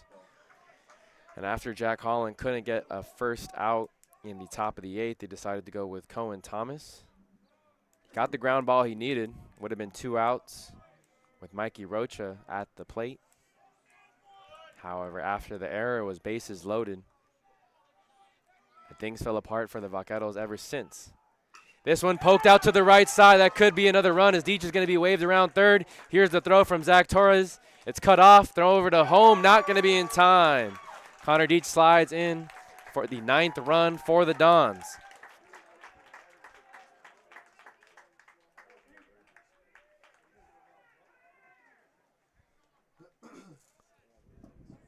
Now batting for Santa Ana, second baseman, number 1, Thomas Lloyd. So an RBI single for Christian Altamirano. Now that'll bring up Thomas Williams. He was the 3rd and final out in the 7th inning, so he's the 9th batter to come across to the plate here in this home half of the 8th. Again, this was all tied up at 4 apiece. But the Dons have erupted for 5 here in the home half of the 8th inning. They now lead 9-4.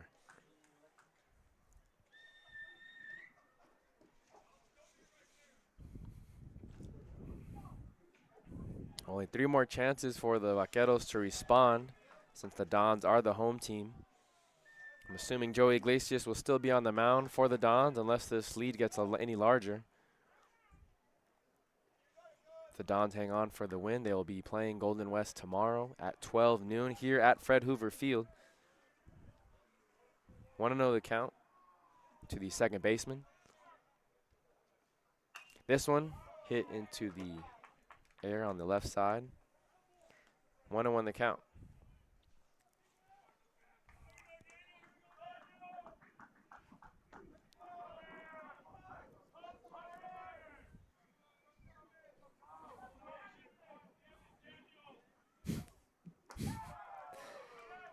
This one misses outside. 2-1 the count.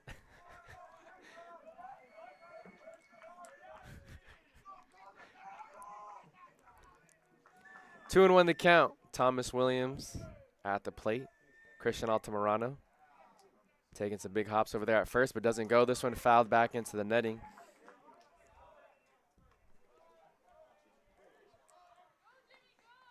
If the Dons do hang on to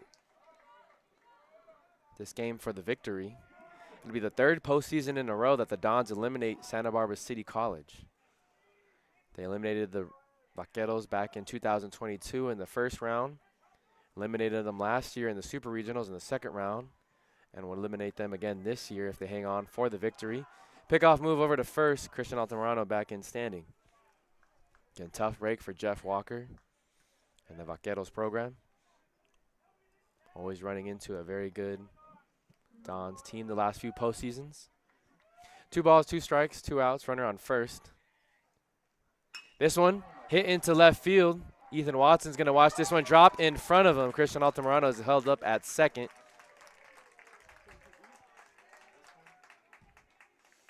Looks like Ethan Watson maybe had a chance but didn't get a good read off the bat. Nonetheless, the inning continues. Now looks like Jeff Walker will make a substitution. We'll see who he calls upon here as the day is done for Cohen Thomas. He did get 2 outs here in the inning, but was unable to record that third and final out. And all this was made possible by the error by the second baseman, Daniel Giroso.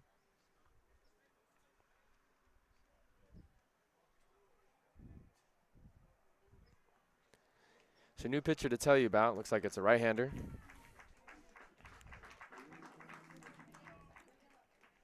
Jake Long will be the first batter that he faces. It's the second time he's coming up to bat in this 8th inning. And the Dons have batted around here.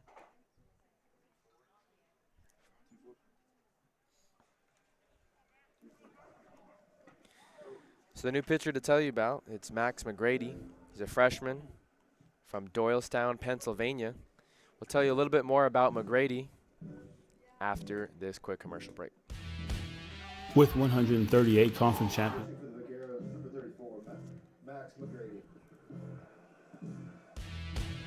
With 138 conference championships, 25 state championships, and 6 national championships, Santa Ana College has one of the premier athletic programs in California.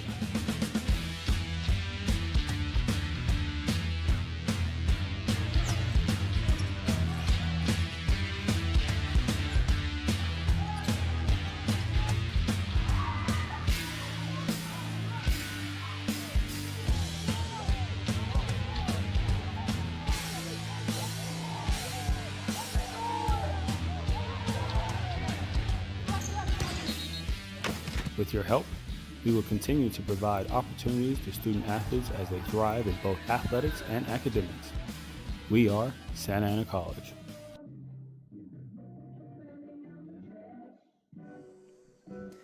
Back here at Fred Hoover Field, Dons have taken a 9-4 lead here in the bottom of the 8th inning. A new pitcher to tell you about. Wearing number 34, it's a freshman by the name of Max McGrady. Freshman stands at 6'2", from Doylestown, Pennsylvania. Has made 9 appearances out of the bullpen for the Vaqueros this season. Finished with a record of 1-0. In 15 2/3 of an inning of work, he's given up 19 hits, 13 earned runs, 5 walks to go along with 16 strikeouts. So he does have some pretty nasty stuff, but he also does give up a lot of hits and runs.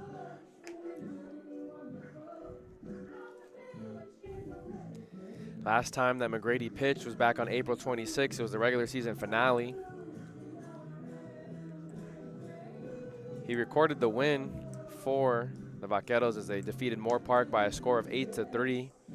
He pitched 1 2/3 of an inning and had 3 strikeouts while recording 5 outs. Didn't allow a hit or a run, but he hasn't pitched yet in the postseason.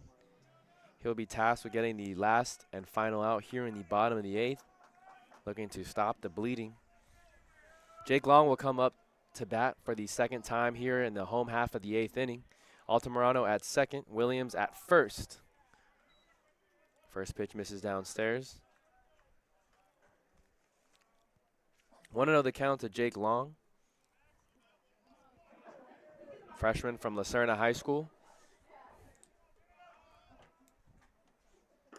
This one misses outside. He started this inning off by working a walk back when Jack Holland was still on the mound. He's 0 for 3 on the afternoon, still looking for his first hit. This one misses wide as well. Easy takes here for the left fielder. Can never have too many insurance runs for Santa Ana College.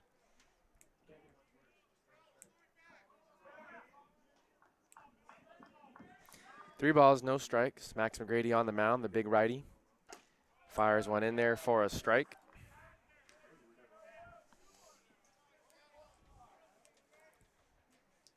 Again, if the Dons hang on to win this game, they will take on the Rustlers tomorrow at 12 noon here at Fred Hoover. This one, missed the inner half. So it's a walk. Altamirano advances to third. Williams advances to second. Bases are loaded still with 2 outs. That'll bring up Jimmy Leanda.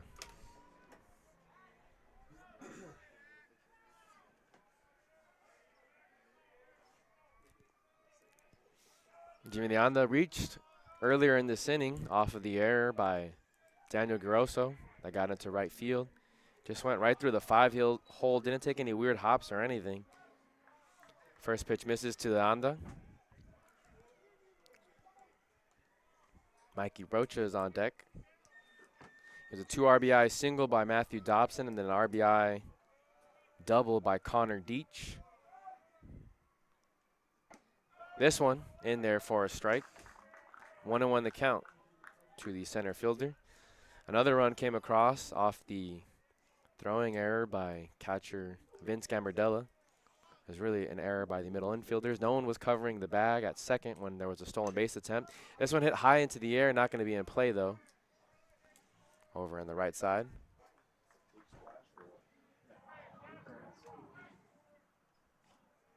One and 2 the count to the center fielder. In the top half of the 9th. It'll be 1, 2, 3. So at least it'll be the top of the order for the Vaqueros. This one hit into the center field, shallow center field. Is Patrick Walsh going to come in and make the catch for out number 3?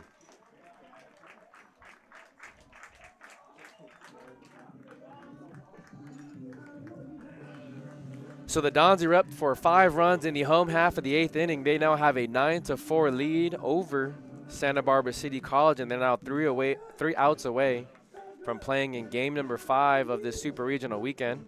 They would take on Golden West tomorrow. They defeated the Rustlers yesterday by a score of 14-3. They've defeated the Rustlers 3 out of 4 games this season, as both teams hail from the Orange Empire Conference. No other games going on in the Southern California bracket, excuse me. Saddleback did defeat LA Valley by a score of 15-4 earlier today. Also in Southern California, Cerritos defeated Long Beach City by a score of 10-6. And Palomar defeated Mount SAC by a score of 9-8. So both Palomar and Cerritos in the driver's seat. LA Valley will have to fight for their lives tomorrow, needing 2 games to advance to the regional finals as the higher seed. And thanks for tuning in to Don's Baseball here on the Santa Ana College Athletics YouTube channel. I'm Noah Alvarez. It's the top of the 9th. 1, 2, 3. Due up in this half of the inning. Daniel Garoso will lead things off, and what better chance for him to make up for his error than to lead the inning off by getting on base, potentially starting a rally for Santa Barbara City. Second baseman, number 18, Daniel Garoso. The clouds are rolling in here at Huntington Beach. Temperatures cooling off.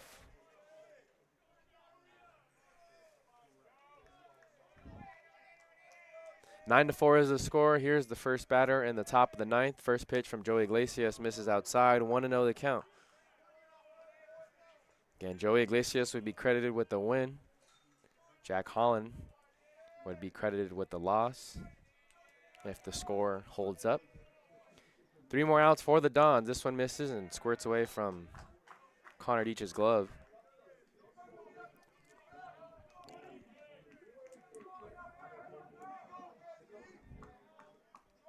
Two balls, no strikes, nobody out, nobody on.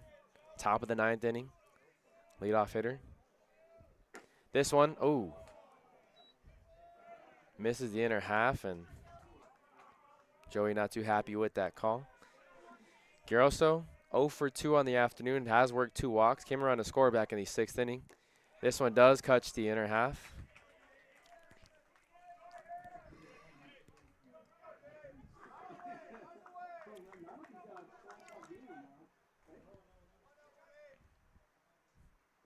This one misses downstairs and a bit inside as well, so a 3-1 count. Joey Iglesias is one of the better arms out of the bullpen. Looks like there'll be a substitute pinch hitter to tell you about, Jack Johnson, wearing number 11.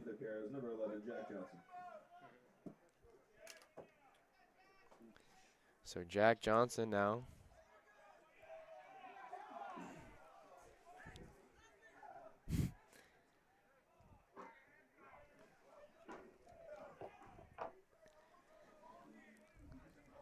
So Iglesias, who pitched 54 pitches yesterday in the win over Golden West. Let's see how much left he has in the tank.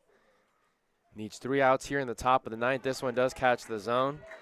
There was some chirping back and forth between the Santa Barbara City dugout as the second base umpire went to check on Iglesias, see if anything was wrong with his finger. Iglesias, the righty, pitching from the first base side of the rubber. Long pause. Comes home, and this one is fouled off to the right side. Bounces off the blacktop over the roof over there in the locker room.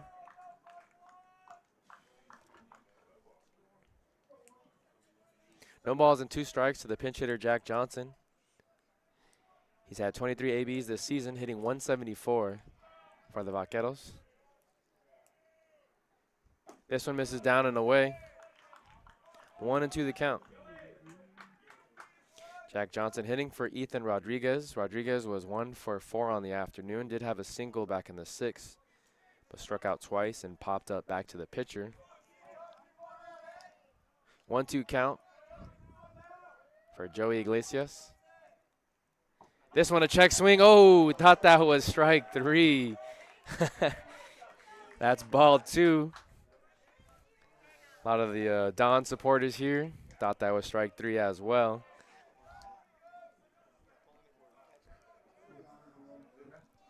Two balls, 2 strikes, nobody out. Runner on first. This one hit high into the air, into deep left center. Jimmy Leonda going to race back, keep going back, makes the catch on the warning track. Wow, that's arguably one of the deeper parts of the ballpark, but that's out number 1. It's a home run in most major league ballparks. 417 to dead center here at Fred Hoover Field. So that was well over 400 feet. It's allowed out number 1.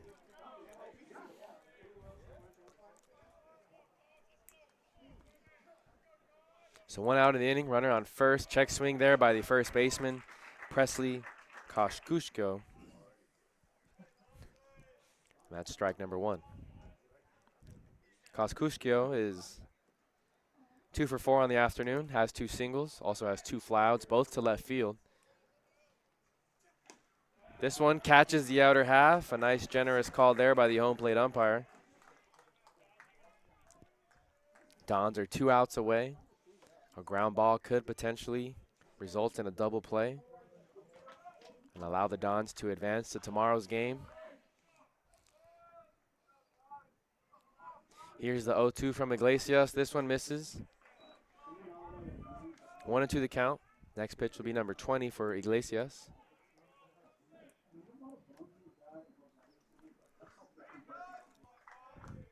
And the Dons got 1 run in the 4th, 3 in the 5th, and then 5 in the 8th. After things were tied up 4 apiece, they now lead 9-4. Here's the 1-2 from Iglesias. This one misses downstairs.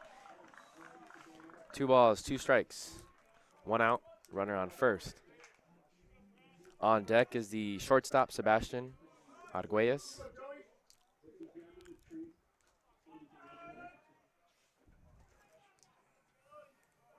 Middle infield at double play depth. Iglesias comes set. This one fouled back into the netting. Koskuskio getting a good read on the ball, coming out of the righty's hand.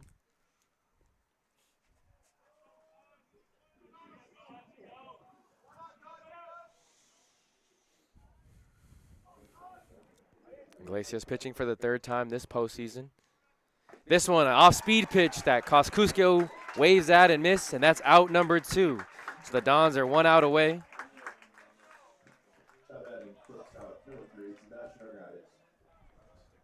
From confirming their spot in tomorrow's game against Golden West, the winner of that game would advance to the regional finals.